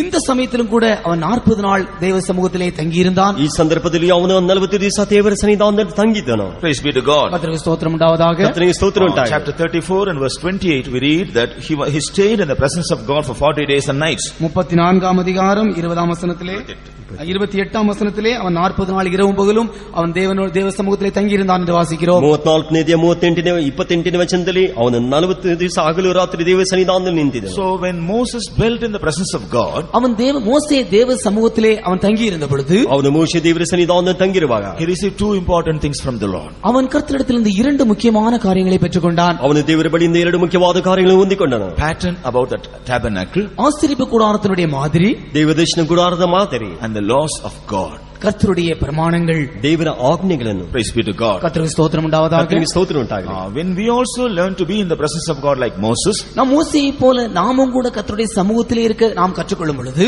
ನಾವು ಮೋಸೆಯಾಗಿ ದೇವರ ಸನ್ನಿಧಾನದಲ್ಲಿ ಇರುವುದಕ್ಕೆ ನಾವು ಕಲಿತುಕೊಳ್ಳುವಾಗ God wants to reveal these 2 things to us also. நமக்கும் கூட கர்த்தர் இந்த 2 காரியங்களையும் வெளிப்படுத்த விரும்புகிறார். ನಮಗೂ ಕರ್ತನು ಈ 2 ಕಾರ್ಯಗಳನ್ನು ಪ್ರಕಟಿಸಲಿಕ್ಕೆ ಇಷ್ಟಪಡುತ್ತಾನೆ. He wants to reveal about his eternal habitations to us. நமக்குள்ளே அவர் நம்முடைய நித்திய வாசஸ்தலத்தை குறித்த மாதிரியை நமக்குள்ளே அவர் அவர் வெளிப்படுத்த விரும்புகிறார். ನಮ್ಮಲ್ಲಿ ನಿತ್ಯ ನಿವಾಸವನ್ನು ಕುರಿತು ಆ ಮಾದರಿ ನಮ್ಮಲ್ಲಿ ತೋರಿಸಲಿಕ್ಕೆ ಇಷ್ಟಪಡುತ್ತಾನೆ. He wants to reveal to us our eternal abode. நம்முடைய நித்திய வாசஸ்தலத்தை குறித்து நமக்கு வெளிப்படுத்த விரும்புகிறார். ನಮಗೆ ನಿತ್ಯ ವಾಸಸ್ಥಳವನ್ನು ಕುರಿತು ಒಂದು ಪ್ರಕಟಣೆ ನಮಗೆ ಕೊಡುತ್ತಿದ್ದಾನೆ. We read about Abraham in the Old Testament. பழைய ஏற்பாட்டிலே ஆபிரகாமை குறித்து நாம் காண்கிறோம். ಹಳೆಯ ಒಡಂಬಡಿಕೆಯಲ್ಲಿ ಅಬ್ರಹಾಮನ ಕುರಿತು ಓದುತ್ತೇವೆ. God told him to leave his country, his father's house and kindred. கர்த்தர் அவனை நோக்கி உன்னுடைய இனம், உன்னுடைய தகப்பன் வீடு எல்லாவற்றையும் விட்டு புறப்பட்டு வரும்படியாய் சொன்னார். ಕರ್ತನು ಅವನನ್ನು ನೋಡಿ ನಿನ್ನ ತಂದೆಯ ಮನೆಯನ್ನು ಬಂಧು ಬಳಗವನ್ನು ಬಿಟ್ಟು ನೀನು ಹೊರಟು ಬಾ ಅಂತ ಎಂಬುದಾಗಿ ಕರೆಯುತ್ತಾನೆ. Earlier he was an idolater. முதலாவது அதற்கு முன்பாக அவன் ஒரு விக்கிரகாராதனைக்காரனாயிருந்தான். ಅದಕ್ಕೆ ಮುಂಚಿತವಾಗಿ ಅವನು ವಿಗ್ರಹಾರಾಧನೆಗಾರನಾಗಿದ್ದಾನೆ. But what made Abraham to obey the Lord, even obey the Lord when the Lord told him to leave everything? எல்லாவற்றையும் அவன் விட்டு அவன் வர வேண்டும் என்று கர்த்தர் சொன்ன பொழுது அவன் அதற்கு கீழ்ப்படிந்தான். ಎಲ್ಲವನ್ನು ಬಿಟ್ಟು ಬರಬೇಕೆಂಬುದಾಗಿ ಹೇಳಿದಾಗ made Abraham to obey the Lord? தேவன் கீழ்ப்படிய எந்த காரியம் ஆபிரகாமுக்கு உதவி செய்தது? அவனுக்கு கர்த்தர் அவனுக்கு கீழ்ப்படிய எந்த காரியம் அவனுக்கு உதவி செய்தது? ಆತನು ಕರ್ತನ ಮಾತಿಗೆ ವಿಧೇಯನಾಗುವುದಕ್ಕೆ ಈ ಕಾರ್ಯಗಳು ಅವನಿಗೆ ಸಹಾಯ ಮಾಡಿತು. In Acts of the Apostles chapter 7, அப்போஸ்தலர் நடபடிகள் 7ஆம் அதிகாரத்திலே அப்போஸ்தலர் ಕೃತ್ಯಗಳು 7ನೇ ಅಧ್ಯಾಯದಲ್ಲಿ when Stephen speaks about the same incident, ஸ்தேவான் இதே சம்பவத்தை அவன் அங்கே பேசுகிறான். ಸ್ಟೇಫಾನನು ಇದೇ ಸಂಭವವನ್ನು ಕುರಿತು ಅಲ್ಲಿ ಮಾತನಾಡುತ್ತಾನೆ. he told God of glory appeared to Abraham. மகிமையின் தேவன் ஆபிரகாமுக்கு வெளிப்பட்டார் என்று அங்கே ஸ்தேவான் சொல்கிறான். ಪ್ರಭಾವದ ದೇವರು ಅಬ್ರಹಾಮನಿಗೆ ತೋರಲ್ಪಟ್ಟನೆಂಬುದಾಗಿ ಅಲ್ಲಿ ಸ್ಟೇಫಾನನು ಹೇಳುತ್ತಾನೆ. So when Abraham saw the God of glory, Abraham தேவனுடைய மகிமையை கண்ட பொழுது, மகிமையின் தேவனை ஆபிரகாம் கண்ட பொழுது, ಅಬ್ರಹಾಮನು ಪ್ರಭಾವದ ದೇವರನ್ನು ನೋಡಿದಾಗ he was ready to obey him. அவன் கர்த்தருக்கு கீழ்ப்படிய ஆயத்தமாயிருந்தான். ಅವನು ಕರ್ತನಿಗೆ ವಿಧೇಯನಾಗುವುದಕ್ಕೆ ಸಿದ್ಧನಾಗಿದ್ದನು. He was ready to leave his father's house, his kindred and land. அவன் தன்னுடைய தேசத்தையும் தன்னுடைய தகப்பன் வீட்டையும் தன்னுடைய இனஜனத்தாரையும் அவன் விட தீர்மானித்தான். ಅವನು ತನ್ನ ದೇಶವನ್ನು ತನ್ನ ಬಂಧು ಬಳಗದವನು ತಂದೆಯ ಮನೆಯನ್ನು ಬಿಟ್ಟು ಬಿಡುವುದಕ್ಕೆ ತೀರ್ಮಾನ ಮಾಡಿದನು. So the glory of God made Abraham to obey him. மகிமையின் தேவன், தேவனுடைய மகிமையானது ஆபிரகாம் கர்த்தருக்கு கீழ்ப்படியது ஏதுவாயிருந்தது. ದೇವರ ಮಹಿಮೆಯಾದದ್ದು ಆಬ್ರಹಾಮನ ವಿಧಿಯನ್ನು ಮಾಡುವುದಕ್ಕೆ ಅದು ಸಹಾಯವಾಗಿದೆ. In the same way, when we come to the presence of God, God wants to reveal the glory of our eternal habitation. அதை போலவே நாம் தேவ சமூகத்துக்கு வரும்பொழுது நம்முடைய நித்திய வாசஸ்தலத்தை குறித்தான மகிமையை கர்த்தர் நமக்கு வெளிப்படுத்த விரும்புகிறார். ಅದೇ ರೀತಿಯಾಗಿ ನಾವು ದೇವ ಸನ್ನಿಧಾನ ಬರುವಾಗ ನಿತ್ಯ ನಿವಾಸವನ್ನು ಕುರಿತು ಮಹಿಮೆಯನ್ನು ತೋರಿಸಲು ಇಷ್ಟಪಡುತ್ತಾನೆ. Whenever we come to the presence of God, He wants to enlighten our vision in order to see our glorious habitation. நாம் தேவனுடைய சமூகத்துக்கு வரும்பொழுது நம்முடைய மகிமையின் வாசஸ்தலத்தை குறித்ததான அந்த உணர்வை, தரிசனத்தை கர்த்தர் நமக்குள்ளே அவர் பிரகாசிக்க செய்ய விரும்புகிறார். ನಾವು ದೇವರ ಸನ್ನಿಧಾನಕ್ಕೆ ಬರುವಾಗ ನಮ್ಮ ನಿತ್ಯ ನಿವಾಸದ ಕುರಿತದಾದ ದರ್ಶನವನ್ನು ಪ್ರಕಾಶಿಸುವಂತೆ ಮಾಡುತ್ತಾನೆ. Our vision is enlightened concerning our glorious habitation. நம்முடைய மகிமையின் வாசஸ்தலத்தை குறித்ததான அந்த தரிசனமானது நமக்குள்ளே பிரகாசிக்கப்படும் பொழுது, ಆ ಮಹಿಮೆಯಾದ ನಿವಾಸದ ಕುರಿತದಾದ ಆ ದರ್ಶನ ನಮ್ಮಲ್ಲಿ ಪ್ರಕಾಶಿಸುವಾಗ we will be ready to leave the glory of this world. நாம் இந்த உலகத்தின் மகிமையை விட்டுவிட நாம் ஆயத்தமாயிருப்போம். ನಾವು ಈ ಲೋಕದ ಮಹಿಮೆಯನ್ನು ಬಿಟ್ಟು ಬಿಡುವುದಕ್ಕೆ ತೀರ್ಮಾನಿಸುತ್ತೇವೆ. We will be ready to leave the greatness of this world. இந்த உலகத்தினுடைய மேன்மைகளை நாம் விட்டுவிட நாம் ஆயத்தமாயிருப்போம். ಈ ಲೋಕದ ಎಲ್ಲ ಶ್ರೇಷ್ಠತೆಯನ್ನು ಬಿಟ್ಟು ಬಿಡಲು ಸಿದ್ಧರಾಗಿರುತ್ತೇವೆ. We will be ready to leave the rudiments of this world. இந்த உலகத்தினுடைய பழக்க வழக்கங்களை விட்டுவிட நாம் ஆயத்தமாயிருப்போம். ನಾವು ಈ ಲೋಕದ ಅಭ್ಯಾಸಗಳನ್ನು ಬಿಟ್ಟು ಬಿಡುವುದಕ್ಕೆ ನಾವು ಸಿದ್ಧರಾಗಿರುತ್ತೇವೆ. We will be ready to leave the fashions and the things of this world. இந்த உலகத்தினுடைய காரியங்கள், இந்த உலகத்தினுடைய ஆசாபாசங்களை விட்டுவிட நாம் ஆயத்தமாயிருப்போம். ಈ ಲೋಕದ ಆಸಾಪಾಸಗಳನ್ನು ಬಿಟ್ಟು ಬಿಡುವುದಕ್ಕೆ ನಾವು ಸಿದ್ಧರಾಗಿರುತ್ತೇವೆ. Why the people of God want to enjoy this world? ஏன் தேவனுடைய ஜனங்கள் உலகத்தை அனுபவிக்க அவர்கள் ஆசைப்படுகிறார்கள்? ಯಾಕೆ ಜನರು ಲೋಕವನ್ನು ಅನುಭವಿಸಲಿಕ್ಕೆ ಇಷ್ಟಪಡುತ್ತಾರೆ? Because they don't have the vision and the revelation about their glorious habitation. மகிமையின் வாசஸ்தலத்தை குறித்தான அந்த தரிசனம் அவர்களுக்கு இல்லாமல் இருக்கிறபடியால் தான். ಪ್ರಭಾವದ ನಿವಾಸವನ್ನು ಕುರಿತ ದರ್ಶನ ಅವರಲ್ಲಿ ಇಲ್ಲದೇ ಇರುವ ನಿಮಿತ್ತವಾಗಿ. Recently I heard about a church in Andhra Pradesh. நான் சமீபத்திலே ஆந்திராவில் இருக்கிறதான ஒரு சபையை குறித்து இப்படி கேள்விப்பட்டேன். ಇತ್ತೀಚೆಗೆ ಆಂಧ್ರದಲ್ಲಿರುವಂತಹ ಒಂದು ಸಭೆಯನ್ನು ಕುರಿತು ಈ ರೀತಿ ಕೇಳಲ್ಪಟ್ಟೆನು. In the main entrance, அவருடைய முக்கிய நுழைவாயிலே, ಅವರ ಮುಖ್ಯ ದ್ವಾರದಲ್ಲಿ a big strip of gold is kept. ஒரு பெரிய on the floor it was laid. அவருடைய அந்த முக்கிய நுழைவாயிலே அந்த கதவினுடைய வாசல்ல பொன்னால ஒரு குறிப்பிட்ட ஒரு ஸ்ட்ரிப், ஒரு தரை போட்டு ஒரு பொன் தரையானது அங்கே பதிக்கப்பட்டிருந்தது. ಅವರ ಮುಖ್ಯ ಬೀದಿಯಲ್ಲಿ ಅವರು ಬಂಗಾರದ ನೆಲವನ್ನು ಹಾಕಲ್ಪಟ್ಟಿದೆ. What do they say? அவர்கள் என்ன சொல்கிறார்கள்? ಏನು ಹೇಳ್ತಾರೆ? In eternity we are going to walk on the goal. நாம் நித்தியத்திலே நாம் பொன்னின் மேல் அல்ல தங்கத்தின் மேல் நடக்க போகிறோம். ನಾವು ನಿತ್ಯದಲ್ಲಿ ಬಂಗಾರದ ಮೇಲೆ ನಡೆಯಲಿದ್ದೇವೆ. Because we read in the scripture the streets of New Jerusalem was made of gold. நாம் வேத வசனத்தில் வாசிக்கும் பொழுது புதிய எருசலேமினுடைய வீதிகள் எல்லாம் அது பொன்னினால் செய்யப்பட்டது என்று நாம் வாசிக்கிறோம். ನಾವು ವೇದದಲ್ಲಿ ನಾವು ಓದುವಾಗ ಹೊಸ ಯೆರೂಸಲೇಮ್ ಬೀದಿ ಆದದ್ದು ಚೊಕ್ಕ ಬಂಗಾರದಿಂದ ಮಾಡಲ್ಪಟ್ಟಿದೆ ಎಂಬುದಾಗಿ ಓದುತ್ತೇವೆ. Right now that should be under our feet, that should not be upon our body. இப்பொழுது தானே அது நம்முடைய கால்களுக்கு கீழே இருக்கும் என்றால் அது நம்முடைய சரீரத்தில் it must be under our feet and it should not be upon our body. அது இப்பொழுது தானே நம்முடைய கால்களுக்கு கீழே இருக்க வேண்டும், நம்முடைய சரீரத்திலே அது வரக்கூடாது. ಈಗಲೇ ಅದು ನಮ್ಮ ಕಾಲಿನ ಕೆಳಗೆ ಇರಬೇಕು, ಅದು ನಮ್ಮ ದೇಹದ ಮೇಲೆ ಬರಬಾರದು. That's why they have made in the floor a golden strip. ஆனபடினால் தான் அவர்கள் அந்த தரையிலே இந்த பொன்னை அவர்கள் பதித்து வைத்திருக்கிறார்கள். ಆದ್ದರಿಂದ ಅವರು ಆ ನೆಲಕ್ಕೆ ಅವರು ಬಂಗಾರವನ್ನು ಹಂಚಿದ್ದಾರೆ. Praise be to God. கர்த்தருக்கு ஸ்தோத்திரம் ಕರ್ತನಿಗೆ உண்டாவதாக. ಸ್ತೋತ್ರ So ಉಂಟಾಗಲಿ. dear children of God, when we have a revelation or vision about the glorious habitation that God is preparing for us, அருமையான தேவனுடைய பிள்ளைகளே, கர்த்தர் நமக்கு ஆயத்தம் பண்ணி கொண்டிருக்கிறதான நித்திய வாசஸ்தலத்தை குறித்ததான ஒரு வெளிப்படுத்தல் நமக்கு எப்பொழுதும் இருக்க வேண்டும். அப்படி இருக்கும் என்றால் ಪ್ರಿಯವಾದವರೇ, ನಮಗಾಗಿ ಕರ್ತನ ನಿತ್ಯ ವಾಸಸ್ಥಳ ಸಿದ್ಧ ಮಾಡುವುದು ಒಂದು ಪ್ರಕಟಣೆ ನಮಗೆ ಇರುವುದಾದರೆ we will not be affected or allured by the glories of this world or the things of this world. இந்த அப்படி இருக்கும் என்றால் இந்த உலகத்தின் மகிமையோ இந்த உலகத்தின் காரியங்களோ நம்மை ஒரு நாளும் அது அசைக்க முடியாது. ಹಾಗಿರುವುದಾದರೆ ಈ ಲೋಕದ ಕಾರ್ಯವೋ ಈ ಲೋಕದ ಕಾರ್ಯಗಳು ನಮ್ಮನ್ನು ಗದರಿಸಲಿಕ್ಕೆ ಸಾಧ್ಯವಿಲ್ಲ. Secondly, the Lord gave him laws. இரண்டாவதாக கர்த்தர் பிரமாணங்களை மலையிலே கொடுத்தார். ಇದಕ್ಕಾಗಿ ಕರ್ತನ ಆಜ್ಞೆಗಳನ್ನು ಕೊಟ್ಟನು. Praise be to God. கர்த்தருக்கு ஸ்தோத்திரம். ಕರ್ತನಿಗೆ ಸ್ತೋತ್ರ. When we come to the presence of God also, the Lord gives us laws through his counsel. நாம் தேவனுடைய சமூகத்துக்கு வரும் பொழுது அவருடைய ஆலோசனையின் மூலமாக அவருடைய கட்டளைகளை அல்லது அவருடைய பிரமாணங்களை நமக்கு கொடுக்கிறார். ನಾವು ದೇವರ ಸನ್ನಿಧಾನಕ್ಕೆ ಬರುವಾಗ ಆತನ ಆಲೋಚನೆ ಮೂಲಕವಾಗಿ ಆತನ ನಿಯಮಗಳನ್ನು ನಮಗೆ ಕೊಡ್ತಾನೆ. When we receive these laws and when we apply these laws in our lives, நாம் இந்த கற்பனைகளை பெற்றுக்கொண்டு இந்த பிரமாணங்களை பெற்றுக்கொண்டு நம்முடைய ஜீவியத்தில் நம்ம அதை கொண்டு வருவோம் என்றால் ಈ ಆಜ್ಞೆಗಳನ್ನು ನಾವು ಹೊಂದಿಕೊಂಡು ನಮ್ಮ ಜೀವಿತಕ್ಕೆ ನಾವು ಇದು ತರುವುದಾದರೆ that will prepare us to reach our destination. நாம் நம்முடைய போய் சேர வேண்டியதான அந்த இடத்திலே போய் சேர அது நமக்கு உதவி செய்யும். ಅದು ನಾವು ಹೋಗಿ ಸೇರಬೇಕಾದ ಸ್ಥಳಕ್ಕೆ ಹೋಗಿ ಸೇರುವುದಕ್ಕೆ ಸಹಾಯ ಮಾಡುತ್ತದೆ. Praise be to God. கர்த்தருக்கு ஸ்தோத்திரம் உண்டாவதாக. ಕರ್ತನಿಗೆ ಸ್ತೋತ್ರ ಉಂಟಾಗಲಿ. Another important thing we find in Moses, மோசேக்குள்ளே காணக்கூடியதான இன்னொரு முக்கியமான காரியம், ಮೋಶೆಯ ಬಳಿಗೆ ಕಾಣಲ್ಪಡುವಂತ ಇನ್ನೂ ಮುಖ್ಯವಾದ ಕಾರ್ಯ in verse 29, 29ஆம் வசனத்திலே 29ನೇ ವಚನದಲ್ಲಿ chapter 34 and verse 29, யாத்திராகமம் 34ஆம் அதிகாரம் 29ஆம் வசனத்திலே ವಿಮೋಚನ ಕಾಂಡ 34 29ನೇ ವಚನದಲ್ಲಿ when Moses came down from the presence of God, மோசே தேவனுடைய சமூகத்திலிருந்து அவன் இறங்கி வந்த பொழுது ಮೋಶೆ ದೇವರ ಸನ್ನಿಧಾನದಿಂದ ಇಳಿದು ಬರುವಾಗ the skin of his face shone while he talked with him. அவன் அவர்களோடு பேசின பொழுது அவனுடைய முகம் பிரகாசிக்கிறதை கண்டார்கள். ಅವನೊಂದಿಗೆ ಮಾತನಾಡಿದಾಗ ಅವನ ಮುಖ ಪ್ರಕಾಶವಾಗಿ ಹೊಂದಿದ್ದನ್ನು ನೋಡಿದರು. Moses was not aware of it, but others were able to see this. மோசே அதை குறித்து அறிந்திருக்கவில்லை, ஆனால் மற்ற ஜனங்கள் அதை கண்டார்கள். ಬಹುಶಃ ಅದನ್ನು ತಿಳಿದಿರಲಿಲ್ಲ, ಆದರೆ ಬೇರೆ ಜನರು ಅದನ್ನು ತಿಳಿದಿದ್ದಾರೆ. There was a big glory, a great glory in the face of Moses. மோசேனுடைய முகத்திலே ஒரு பெரிய மகிமை காணப்பட்டிருந்தது. ಮೋಶೆಯ ಮುಖದಲ್ಲಿ ಒಂದು ದೊಡ್ಡ ಪ್ರಕಾಶವು ಕಾಣಲ್ಪಟ್ಟಿತು. His face was shining with glory. அவனுடைய முகமானது மகிமையினால் பிரகாசித்தது. ಅವನ ಮುಖವಾದದ್ದು ಮಹಿಮೆಯಿಂದ ಪ್ರಕಾಶಿಸಿತು. Praise be to God. கர்த்தருக்கு ஸ்தோத்திரம் உண்டாவதாக. ಕರ್ತನಿಗೆ ಸ್ತೋತ್ರ So ಉಂಟಾಗಲಿ. dear children of God, அருமையான தேவனுடைய பிள்ளைகளே, ಪ್ರಿಯವಾದ ದೇವಜನರೇ, whenever we come to the presence of God, நாம் தேவ சமூகத்துக்கு வரும் பொழுதெல்லாம் ನಾವು ದೇವ ಸನ್ನಿಧಾನಕ್ಕೆ ಬರುವಾಗಲ್ಲ and receive the revelation and vision about our glorious habitation, நம்முடைய மகிமையின் வாசஸ்தலத்தை குறித்ததான அந்த வெளிப்படுத்தலை நாம் பெற்றுக்கொள்ளும் பொழுது ನಮ್ಮ ಮಹಿಮೆಯಾದ ವಾಸಸ್ಥಳವನ್ನು ಕುರಿತಾದ ಪ್ರಕಟಣೆ ನಾವು ಹೊಂದಿಕೊಳ್ಳುವಾಗ and when we submit ourselves to the laws necessary to keep for it, நாம் நம்மை அவருடைய பிரமாணங்களுக்கு நம்மை ஒப்புக் கொடுக்கும் பொழுது ನಾವು ನಮ್ಮ ಆತನ ಆಜ್ಞೆಗಳಿಗೆ ನಮ್ಮನ್ನು ಒಪ್ಪಿಸಿಕೊಡುವಾಗ when we receive the laws and when we are willing to obey the laws of God, நாம் பிரமாணங்களை பெற்றுக்கொண்டு அந்த பிரமாணங்களுக்கு நம்மை கீழ்ப்படிய நம்மை ஒப்புக் கொடுக்கும் பொழுது ನಾವು ಆಜ್ಞೆಗಳನ್ನು ಹೊಂದಿಕೊಂಡು ಅದ ನಿಯಮಕ್ಕೆ ಒಪ್ಪಿಸಿಕೊಡುವಾಗ God will fill us also with his glory. கர்த்தர் தம்முடைய மகிமையினால் நம்மையும் நிரப்புவார். ಕರ್ತನು ತನ್ನ ಪ್ರಭಾವದಿಂದ ನಮ್ಮನ್ನು ತುಂಬಿಸುವನು. Our face will be shining. நம்முடைய முகமானது பிரகாசிக்கும். ನಮ್ಮ ಮುಖವು ಪ್ರಕಾಶಮಾನ ಹೊಂದುತ್ತದೆ. When we go back to our homes, நாம் நம்முடைய வீடுகளுக்கு திரும்பி போகும் பொழுது ನಾವು ಮನೆಗೆ ಹಿಂತಿರುಗಿ ಹೋಗುವಾಗ when we go back to our working spot, நம்முடைய வேலையிடங்களுக்கு நாம் திரும்பி போகும் பொழுது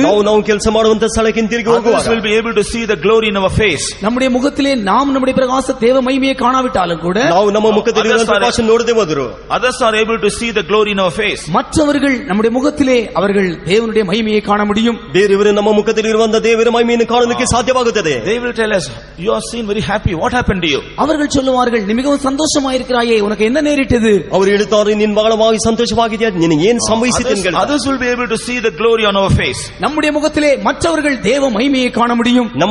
ನಮ್ಮ ಮುಖದಲ್ಲಿ ಬೇರೆಯವರು ಮಹಿಮೆಯನ್ನು ನೋಡಲಿಕ್ಕೆ ಸಾಧ್ಯವಾಗುತ್ತದೆ. Because God will not only reveal the glory of our eternal habitation. ஏனென்றால் தேவன் தம்முடைய நித்திய மகிமையினுடைய நித்திய வாசஸ்தலத்தினுடைய மகிமையை நமக்கு வெளிப்படுத்துவது மாத்திரமல்ல, ಏಕೆಂದರೆ ನಮಗೆ ನಿತ್ಯ ಮಹಿಮೆಯ ನಿವಾಸವನ್ನು ಕುರಿತು ನಮಗೆ ತೋರಿಸಿಕೊಟ್ಟಿದ್ದು ಮಾತ್ರವಲ್ಲ, God also will fill us with His glory right in His presence. அவருடைய சமூகத்திலே கர்த்தர் தம்முடைய மகிமையினால் நம்மை நிரப்பக்கூடியவராகவும் இருக்கிறார். ಆತನ ಸನ್ನಿಧಾನದಲ್ಲಿ ಆತನ ಪೂರ್ತಿಯಾದ ಪ್ರಭಾವದಿಂದ ತುಂಬಿಸಲು ಬಂದಿದ್ದಾನೆ. This is how we are going from glory to glory. இதுதான் நாம் மகிமையிலிருந்து மகிமையிலே அடைந்து கொள்ள முடியும். ಇದನ್ನೇ ನಾವು ಮಹಿಮೆಯಿಂದ ಮಹಿಮೆಯನ್ನು ಹೊಂದಿಕೊಳ್ಳಲಿಕ್ಕೆ ಸಾಧ್ಯವಾಗುತ್ತದೆ. This is how the Lord is performing the work of transformation in our life. நம்முடைய ஜீவியத்திலே கர்த்தர் இப்படித்தான் அவர் நமக்குள்ளே மறுரூபத்தின் வேலையை செய்து கொண்டிருக்கிறார். ಹೀಗೆ ನಮ್ಮ ಜೀವಿತದಲ್ಲಿ ಕರ್ತನ ರೂಪಾಂತರ ಕೆಲಸವನ್ನು ಮಾಡುತ್ತಿರುತ್ತಾನೆ. Praise be to God. கர்த்தருக்கு ஸ்தோத்திரம் உண்டாவதாக. ಕರ್ತನಿಗೆ ಸ್ತೋತ್ರ ಉಂಟಾಗಲಿ. That's why He wants us to honor the presence of God and enjoy the presence of God and live in the presence of God. ஆனபடியால் தான் நாம் தேவ சமூகத்தை கனப்படுத்தி தேவ சமூகத்திலே சந்தோஷப்பட்டு தேவ சமூகத்திலேயே தங்கி இருக்கும்படியாக அவர் விரும்புகிறார். ಆದ್ದರಿಂದ ನಾವು ದೇವ ಸನ್ನಿಧಾನವನ್ನು ಗಣಪಡಿಸಿ ದೇವರ ಸನ್ನಿಧಾನ ತಂಗಿದ್ದು ದೇವರ ಸನ್ನಿಧಾನ ಉಲ್ಲಾಸ ಪಡಬೇಕೆಂಬುದಾಗಿ ಇಷ್ಟಪಡುತ್ತಾನೆ.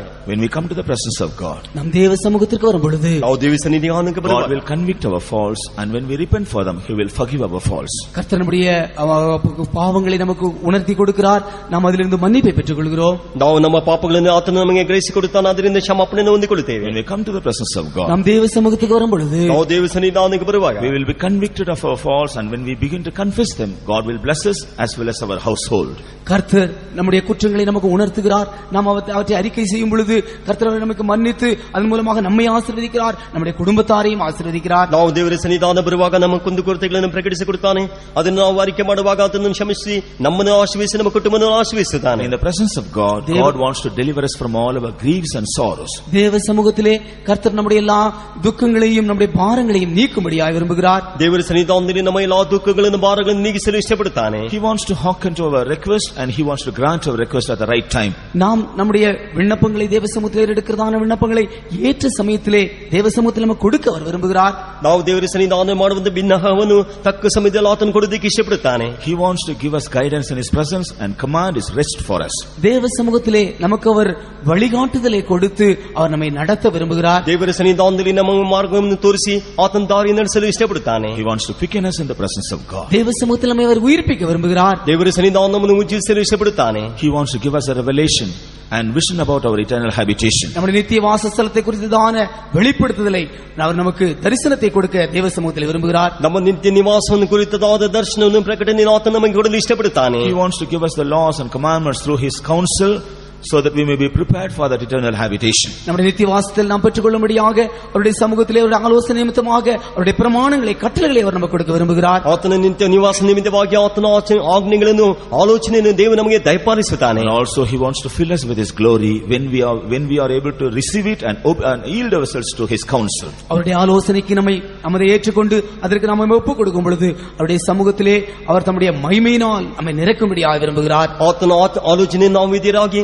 ಅದಕ್ಕೆ ಒಪ್ಪಿಸಿಕೊಡುವಾಗ ಆತನ ಪ್ರಭಾವದಿಂದ ನಮ್ಮನ್ನು ತುಂಬಿಸುತ್ತಾನೆ. And finally, ಕಡೆಯದಾಗಿ in 16th Psalm and verse 11 we read, 16ஆம் சங்கீதம் 11ஆம் வசனத்திலே நாம் வாசிக்கும் பொழுது 16ನೇ ಕೀರ್ತನೆ 11ನೇ ವಚನದಲ್ಲಿ we find in His presence there is fullness of joy, and at His right hand there are pleasures for evermore. அவருடைய சமூகத்திலே பரிபூர்ண ஆனந்தமும் அவருடைய வலது பார்சத்திலே நித்திய பேரின்பம் உண்டு என்று வாசிக்கிறோம். ನಿನ್ನ ಸಮೂಹದಲ್ಲಿ ಪರಿಪೂರ್ಣ ಸಂತೋಷವಿದೆ, ನಿನ್ನ ಬಲಗೈಯಲ್ಲಿ ಶಾಶ್ವತ ಭಾಗ್ಯವಿದೆ. There is fullness of joy in His presence. அவருடைய சமூகத்திலே பரிபூர்ணமான ஆனந்தம் உண்டு. ಆತನ ಸಮೂಹದಲ್ಲಿ ಪರಿಪೂರ್ಣ ಸಂತೋಷವಿದೆ. So whenever we come to the presence of God, He wants to fill us with all His joy. நாம் எப்பொழுதெல்லாம் தேவ சமூகத்தில் வருகிறோமோ அப்பொழுதெல்லாம் அவருடைய பரிபூர்ணமான சந்தோஷத்தினால் அவர் நம்மை நிரப்ப விரும்புகிறார். ನಾವು ದೇವರ ಸನ್ನಿಧಾನದಾಗ ಯಾವಾಗೆಲ್ಲ ಬರುತ್ತೇವೋ ಆತನ ಪರಿಪೂರ್ಣ ಸಂತೋಷದಿಂದ ತುಂಬಲು ಇಷ್ಟಪಡುತ್ತಾನೆ. So we shouldn't be satisfied if we receive something in the presence of God. நாம் தேவ சமூகத்திலே ஏதோ பெற்றுக்கொண்டோம் என்பதிலே நாம் திருப்தி பட்டுக் கொள்ளக்கூடாது. ನಾವು ದೇವರ ಸನ್ನಿಧಾನದಲ್ಲಿ ಯಾವುದೋ ಹೊಂದಿಕೊಂಡಿದ್ದೇವೆ ಎಂಬುದಾಗಿ ತೃಪ್ತಿ ಹೊಂದಬಾರದು. Whatever God wants to give us, He wants to give us full. நாம் கர்த்தர் நமக்கு எதை கொடுக்க விரும்புகிறாரோ அதை பரிபூர்ணமாக முற்றிலுமாக முழுவதுமாக கொடுக்க அவர் விரும்புகிறார். ದೇವರು ನಮಗೆ ಯಾವುದನ್ನು ಕೊಡಲು ಇಷ್ಟಪಡುತ್ತಾನೋ ಅದು ಪರಿಪೂರ್ಣವಾಗಿ ಸಂಪೂರ್ಣವಾಗಿ ಕೊಡಲಿಕ್ಕೆ ಇಷ್ಟಪಡುತ್ತಾನೆ. So whenever we come to the presence of God, He wants to fill our hearts with His joy. நாம் எப்பொழுதெல்லாம் தேவ சமூகத்தில் வருகிறோமோ அவர் தம்முடைய பரிபூர்ணமான சந்தோஷத்தினால் நம்மை நிறைக்க விரும்புகிறார். ನಾವು ದೇವರ ಸನ್ನಿಧಾನಕ್ಕೆ ಯಾವಾಗಲ ಬರುತ್ತೇವೆ ಆಗ ಆತನ ಪರಿಪೂರ್ಣವಾದ ಸಂತೋಷದಿಂದ ತುಂಬಿಸುವನಾಗಿದ್ದಾನೆ. When we receive this joy, we will forget all our sorrows and worries. நாம் இந்த சந்தோஷத்தை பெற்றுக்கொள்ளும் பொழுது நம்முடைய எல்லா துக்கங்களையும் நம்முடைய வேதனைகளையும் நாம் மறந்து போகிறோம். ನಾವು ಈ ಪರಿಪೂರ್ಣವಾದ ಸಂತೋಷವನ್ನು ಹೊಂದಿಕೊಳ್ಳುವಾಗ ನಮ್ಮ ದುಃಖಗಳನ್ನು ನಮ್ಮ ವೇದನೆಯನ್ನು ನಾವು ಮರೆತು ಬಿಡುತ್ತೇವೆ. When we receive the joy, we also will be relieved of all our weaknesses. நாம் நம்முடைய இந்த சந்தோஷத்தை பெற்றுக்கொள்ளும் பொழுது நம்முடைய எல்லா பலவீனத்திலிருந்து நாம் விடுவிக்கப்படுகிறோம். ನಾವು ಈ ಪರಿಪೂರ್ಣವಾದ ಸಂತೋಷವನ್ನು ಹೊಂದಿಕೊಳ್ಳುವಾಗ ನಮ್ಮ ಎಲ್ಲ ಬಲವೀನತೆಯನ್ನು ಮರೆತು We ಬಿಡುತ್ತೇವೆ. will have a faith and hope concerning our life. நம்முடைய ஜீவித்தை குறித்ததான ஒரு விசுவாசம் ஒரு நம்பிக்கை நமக்குள்ளே உண்டாகிறது. ನಮ್ಮ ಜೀವಿತನ ಕುರಿತಾದ ಒಂದು ನಂಬಿಕೆ ನಿರೀಕ್ಷೆ ಉಂಟಾಗುತ್ತದೆ. We also will have the boldness in the presence of God. தேவ சமூகத்திலே நாம் ஒரு தைரியத்தை பெற்றுக்கொள்ள முடியும். ದೇವರ ಸನ್ನಿಧಾನದಲ್ಲಿ ಒಂದು ಧೈರ್ಯವನ್ನು ನಾವು ಹೊಂದಿಕೊಳ್ಳುತ್ತೇವೆ. We will have the confidence about the presence of God with us. தேவ சமூகத்தை குறித்ததான ஒரு நம்பிக்கை நமக்குள்ளே உண்டாகும். ದೇವರ ಸನ್ನಿಧಾನವನ್ನು ಕುರಿತಾದ ಒಂದು ನಿರೀಕ್ಷೆ ನಮಗೆ ಉಂಟಾಗುತ್ತದೆ. So whenever we come to the presence of God, He wants to fill us with His joy. தேவ சமூகத்தில் நாம் எப்பொழுதெல்லாம் வருகிறோமோ அப்பொழுதெல்லாம் தேவன் தம்முடைய பரிபூர்ண சந்தோஷத்தினால் நம்மை நிறைக்க விரும்புகிறார். ದೇವರ ಸನ್ನಿಧಾನಕ್ಕೆ ನಾವು ಯಾವಾಗಲ ಬರುತ್ತೇವೋ ಆತನ ಪರಿಪೂರ್ಣ ಸಂತೋಷದಿಂದ ತುಂಬಲು ಇಷ್ಟಪಡುತ್ತಾನೆ. Because there is fullness of joy in His presence. ஏனென்றால் அவருடைய சமூகத்திலே பரிபூர்ண ஆனந்தம் உண்டு. ಏಕೆಂದರೆ ಆತನ ಸಮ್ಮುಖದಲ್ಲಿ ಪರಿಪೂರ್ಣ ಆನಂದವಿದೆ. Even this morning, before leaving the presence of God, He wants to fill us with that joy. இந்த கால வேளையிலே நாம் தேவ சமூகத்தை விட்டு கடந்து போவதற்கு முன்பாக அந்த பரிபூர்ண சந்தோஷத்தினால் அவர் நம்மை நிறைக்க விரும்புகிறார். ಈ ಬೆಳಗಿನ ವೇಳೆಯಲ್ಲಿ ನಾವು ದೇವರ ಸನ್ನಿಧಾನ ಬಿಟ್ಟು ದಾಟಿ ಹೋಗುವುದು ಮುಂಚಿತವಾಗಿ ಆತನ ಪರಿಪೂರ್ಣದಿಂದ ತುಂಬಿಸಲು ಇಷ್ಟಪಡುತ್ತಾನೆ. Shall we all close our eyes? நாம் எல்லாரும் நம்முடைய கண்களை மூடுவோம். ನಾವು ಎಲ್ಲರೂ ನಮ್ಮ ಕಣ್ಣುಗಳನ್ನು ಮುಚ್ಚೋಣ. God has brought us to the presence of God to teach us about His presence. அவருடைய சமூகத்தை குறித்து கற்றுக் கொடுக்கும்படியாக அவர் நம்மை அவருடைய சமூகத்திற்கு கொண்டு வந்திருக்கிறார். ಆತನ ಸನ್ನಿಧಾನ ನಮಗೆ ಕಲಿಸಿಕೊಡುವುದಕ್ಕಾಗಿ ಆತನ ಸನ್ನಿಧಾನ ನಮ್ಮ ಕರೆತಂದಿದ್ದಾನೆ. There is deliverance in the presence of God. தேவ சமூகத்திலே விடுதலை உண்டு. ದೇವರ ಸನ್ನಿಧಾನದ ಬಿಡುಗಡೆ ಉಂಟು. There is victory in the presence of தேவ God. சமூகத்திலே ஜெயம் உண்டு. ದೇವ ಸನ್ನಿಧಾನ ಜಯ ಉಂಟು. There is joy in the presence of God. தேவ சமூகத்திலே சந்தோஷம் உண்டு. ದೇವರ ಸನ್ನಿಧಾನದಲ್ಲಿ ಸಂತೋಷ ಉಂಟು. There is rejoicing in the presence of தேவ God. சமூகத்திலே களிகூறுதல் உண்டு. ದೇವರ ಸನ್ನಿಧಾನ ಉಲ್ಲಾಸವಿದೆ. There is hope in the presence of God. தேவ சமூகத்திலே ஒரு நம்பிக்கை உண்டு. ದೇವರ ಸನ್ನಿಧಾನದ ಒಂದು ನಿರೀಕ್ಷೆ ಇದೆ. There is glory in the presence of God. தேவ சமூகத்திலே ஒரு மகிமை உண்டு. ದೇವರ ಸನ್ನಿಧಾನದ ಮಹಿಮೆ ಉಂಟು. There is fullness of joy in the presence of God. தேவ சமூகத்திலே பரிபூர்ண ஆனந்தம் உண்டு. ದೇವರ ಸನ್ನಿಧಾನದಲ್ಲಿ ಶಾಶ್ವತ ಭಾಗ್ಯವಿದೆ. Shall we all receive that joy that is waiting for us in His presence? அவருடைய சமூகத்தில் நமக்காய் காத்திருக்கிறதான அந்த ஆனந்த சந்தோஷத்தை நாம் பெற்றுக்கொள்வோமாக. ಆತನ ಸನ್ನಿಧಾನದಲ್ಲಿ ಕಾದಿರುವಂತಹ ಆನಂದ ಸಂತೋಷವನ್ನು ಹೊಂದಿಕೊಳ್ಳೋಣ. Let us learn to enjoy the presence of God. தேவ சமூகத்திலே களிகூறக்கூடியதான காரியங்களை நாம் கற்றுக்கொள்வோம். ದೇವರ ಸನ್ನಿಧಾನದಲ್ಲಿ ಉಲ್ಲಾಸ ಪಡುವಂತಹ ಕಾರ್ಯವನ್ನು ಕಲಿತುಕೊಳ್ಳೋಣ. Let not our worship or services be a routine one.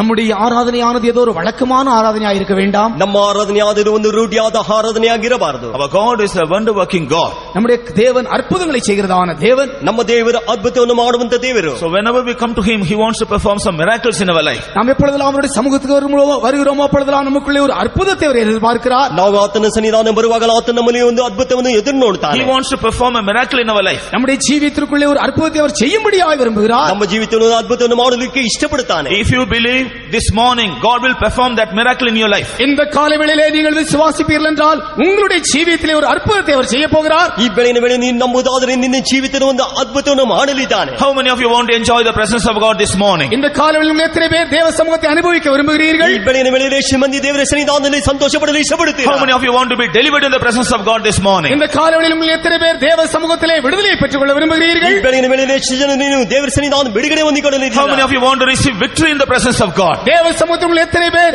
நீங்கள் ஜெயத்தை பெற்றுக்கொள்ள விரும்புகிறீர்கள்? ದೇವರ ಸನ್ನಿಧಾನದಲ್ಲಿ ಎಷ್ಟು ಜನ ಜಯವನ್ನು ಹೊಂದಿಕೊಳ್ಳಲು ಇಷ್ಟಪಡುತ್ತೀರಾ? How many of you want to receive the authority over all the enemies? எல்லா சத்துருக்கள் மேல ஒரு அதிகாரத்தை தேவ சமூகத்தில் எத்தனை பேர் பெற்றுக்கொள்ள விரும்புகிறீர்கள்? ಎಲ್ಲಾ ವೈರಿಗಳ ಮೇಲೆ ಅಧಿಕಾರವನ್ನು ಎಷ್ಟು ಜನ ನೀವು ಹೊಂದಿಕೊಳ್ಳಲಿದ್ದೀರಾ? How many of you want to see the miracle in your life in the presence of God? தேவ சமூகத்தில் உங்கள் ஜீவியத்திலே ஒரு அற்புதத்தை உங்கள் எத்தனை பேர் காண விரும்புகிறீர்கள்? ದೇವರ ಸನ್ನಿಧಾನದಲ್ಲಿ ನಿಮ್ಮನ್ನು ಎಷ್ಟು ಜನ ಅದ್ಭುತವನ್ನು ಇಷ್ಟಪಡಲು All those who expect all these things. இந்த எல்லா காரியங்களை எதிர்பார்க்கதான நீங்கள் ಈ ಎಲ್ಲಾ ಕಾರ್ಯ ಎದುರು ನೋಡುವಂತ ನೀರು.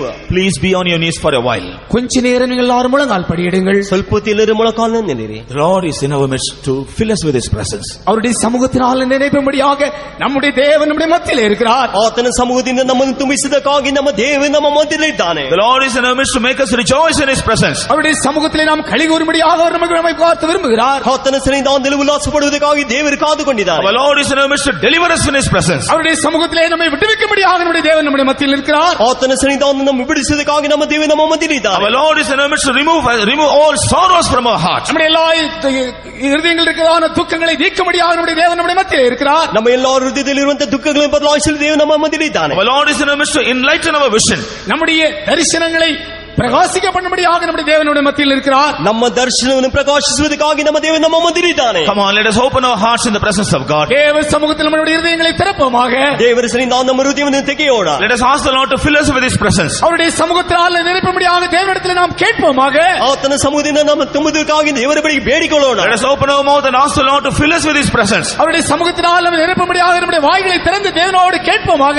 ಆತನ ಸಮೂಹದಿಂದ ತುಂಬಿಸುವುದಕ್ಕಾಗಿ ನಮ್ಮ ಬಾಯನ್ನು ತೆಗೆದು ನಾವು ಕೇಳೋಣ. Like Moses, let us also tell the Lord. மோசேயை போல நாமும் தேவனோடு பேசுவோம். ಮೋಶೆಯಾಗಿ ನಾವು ದೇವರ ಸಂಗಡ ಮಾತನಾಡೋಣ. Lord, if your presence is not with me, I don't want to go forward. கர்த்தாவே, உம்முடைய சமூகத்தோடு கூட இல்லாமல் போனால் நான் இதன் மேல் பிரயாணம் செய்ய மாட்டேன். ಕರ್ತನೇ, ನಿನ್ನ ಸನ್ನಿಧಾನವು ನಾನು ನಮ್ಮನ್ನು ಬಿಟ್ಟು ಹೋಗದೆ ಹೋದರೆ ನಮ್ಮನ್ನು ಹೋಗಗೊಳಿಸಬೇಡ. Even this morning, without receiving a blessing in your presence, I don't want to leave your presence. கர்த்தாவே, இந்த காலவேளையில் உம்முடைய சமூகத்திலே ஒரு ஆசீர்வாதத்தை பெறாமல் உம்முடைய சமூகத்தை விட்டு நான் போக மாட்டேன். ಕರ್ತನೇ, ಈ ಮುಂಜಾನೆ ವೇಳೆ ನಿನ್ನ ಆಶೀರ್ವಾದವನ್ನು ಹೊಂದಿಕೊಳ್ಳದೆ ನಿನ್ನ ಸನ್ನಿಧಾನವನ್ನು ಬಿಟ್ಟು ಹೋಗುವುದಿಲ್ಲ. Like Jacob, let us also ask the Lord. யாக்கோபை போல நாமும் தேவனோடு கேட்போம். ಯಾಕೋಬನಾಗಿ ನಾವು ದೇವರ ಬಳಿಗೆ ಕೇಳೋಣ. Lord, unless you bless me, I will not leave you. கர்த்தாவே, நீர் என்னை ஆசீர்வதித்தால் ஒழிய நான் உம்மை விட மாட்டேன். ಕರ್ತನೇ, ನೀನು ಆಶೀರ್ವದಿಸಿದ ಹೊರತು ನಾವು ನಿನ್ನನ್ನು ಬಿಡುವುದಿಲ್ಲ. When we ask the Lord, definitely the Lord will fill us with His presence and bless us. நீங்கள் கர்த்தரை நோக்கி கேட்பீர்கள் என்றால் நிச்சயமாக கர்த்தர் தம்முடைய சமூகத்தினால் உங்களை நிறைத்து ஆசீர்வதிப்பார். ನೀವು ಕರ್ತನ ನೋಡಿ ಕೇಳುವುದಾದರೆ ಕರ್ತನ ನಿಶ್ಚಯವಾಗಿ ಆತನ ಸಮೂಹದಿಂದ ನಿಮ್ಮನ್ನು ಆಶೀರ್ವದಿಸುವನು. The glory of God is descending in our midst. தேவனுடைய மகிமை மத்தியிலே இறங்கிக் கொண்டிருக்கிறது. ದೇವರ ಮಹಿಮೆ ನಮ್ಮ ಮಧ್ಯದಲ್ಲಿ ಇಳಿಯುತ್ತಿದೆ. He wants to fill every one of us with His glory. அவருடைய மகிமையினால் நம்ம ஒவ்வொருவரும் நிறைக்கும்படியாக அவர் வாஞ்சிக்கிறார். ಆತನ ಮಹಿಮೆಯಿಂದ ಒಬ್ಬೊಬ್ಬರನ್ನು ತುಂಬಿಸಲು ಇಷ್ಟಪಡುತ್ತಿದ್ದಾನೆ. Come on, let us all yield ourselves in the presence of God and enjoy the presence of God. தேவ சமூகத்தில் நம்ம எல்லாரும் ஒப்பு கொடுத்து தேவ சமூகத்திலே நாம் களிகூறுவோமாக. ದೇವರ ಸನ್ನಿಧಾನದಲ್ಲಿ ಒಪ್ಪಿಸಿಕೊಂಡು ದೇವರ ಸನ್ನಿಧಾನದಲ್ಲಿ ಸಂತೋಷ ಪಡೋಣ.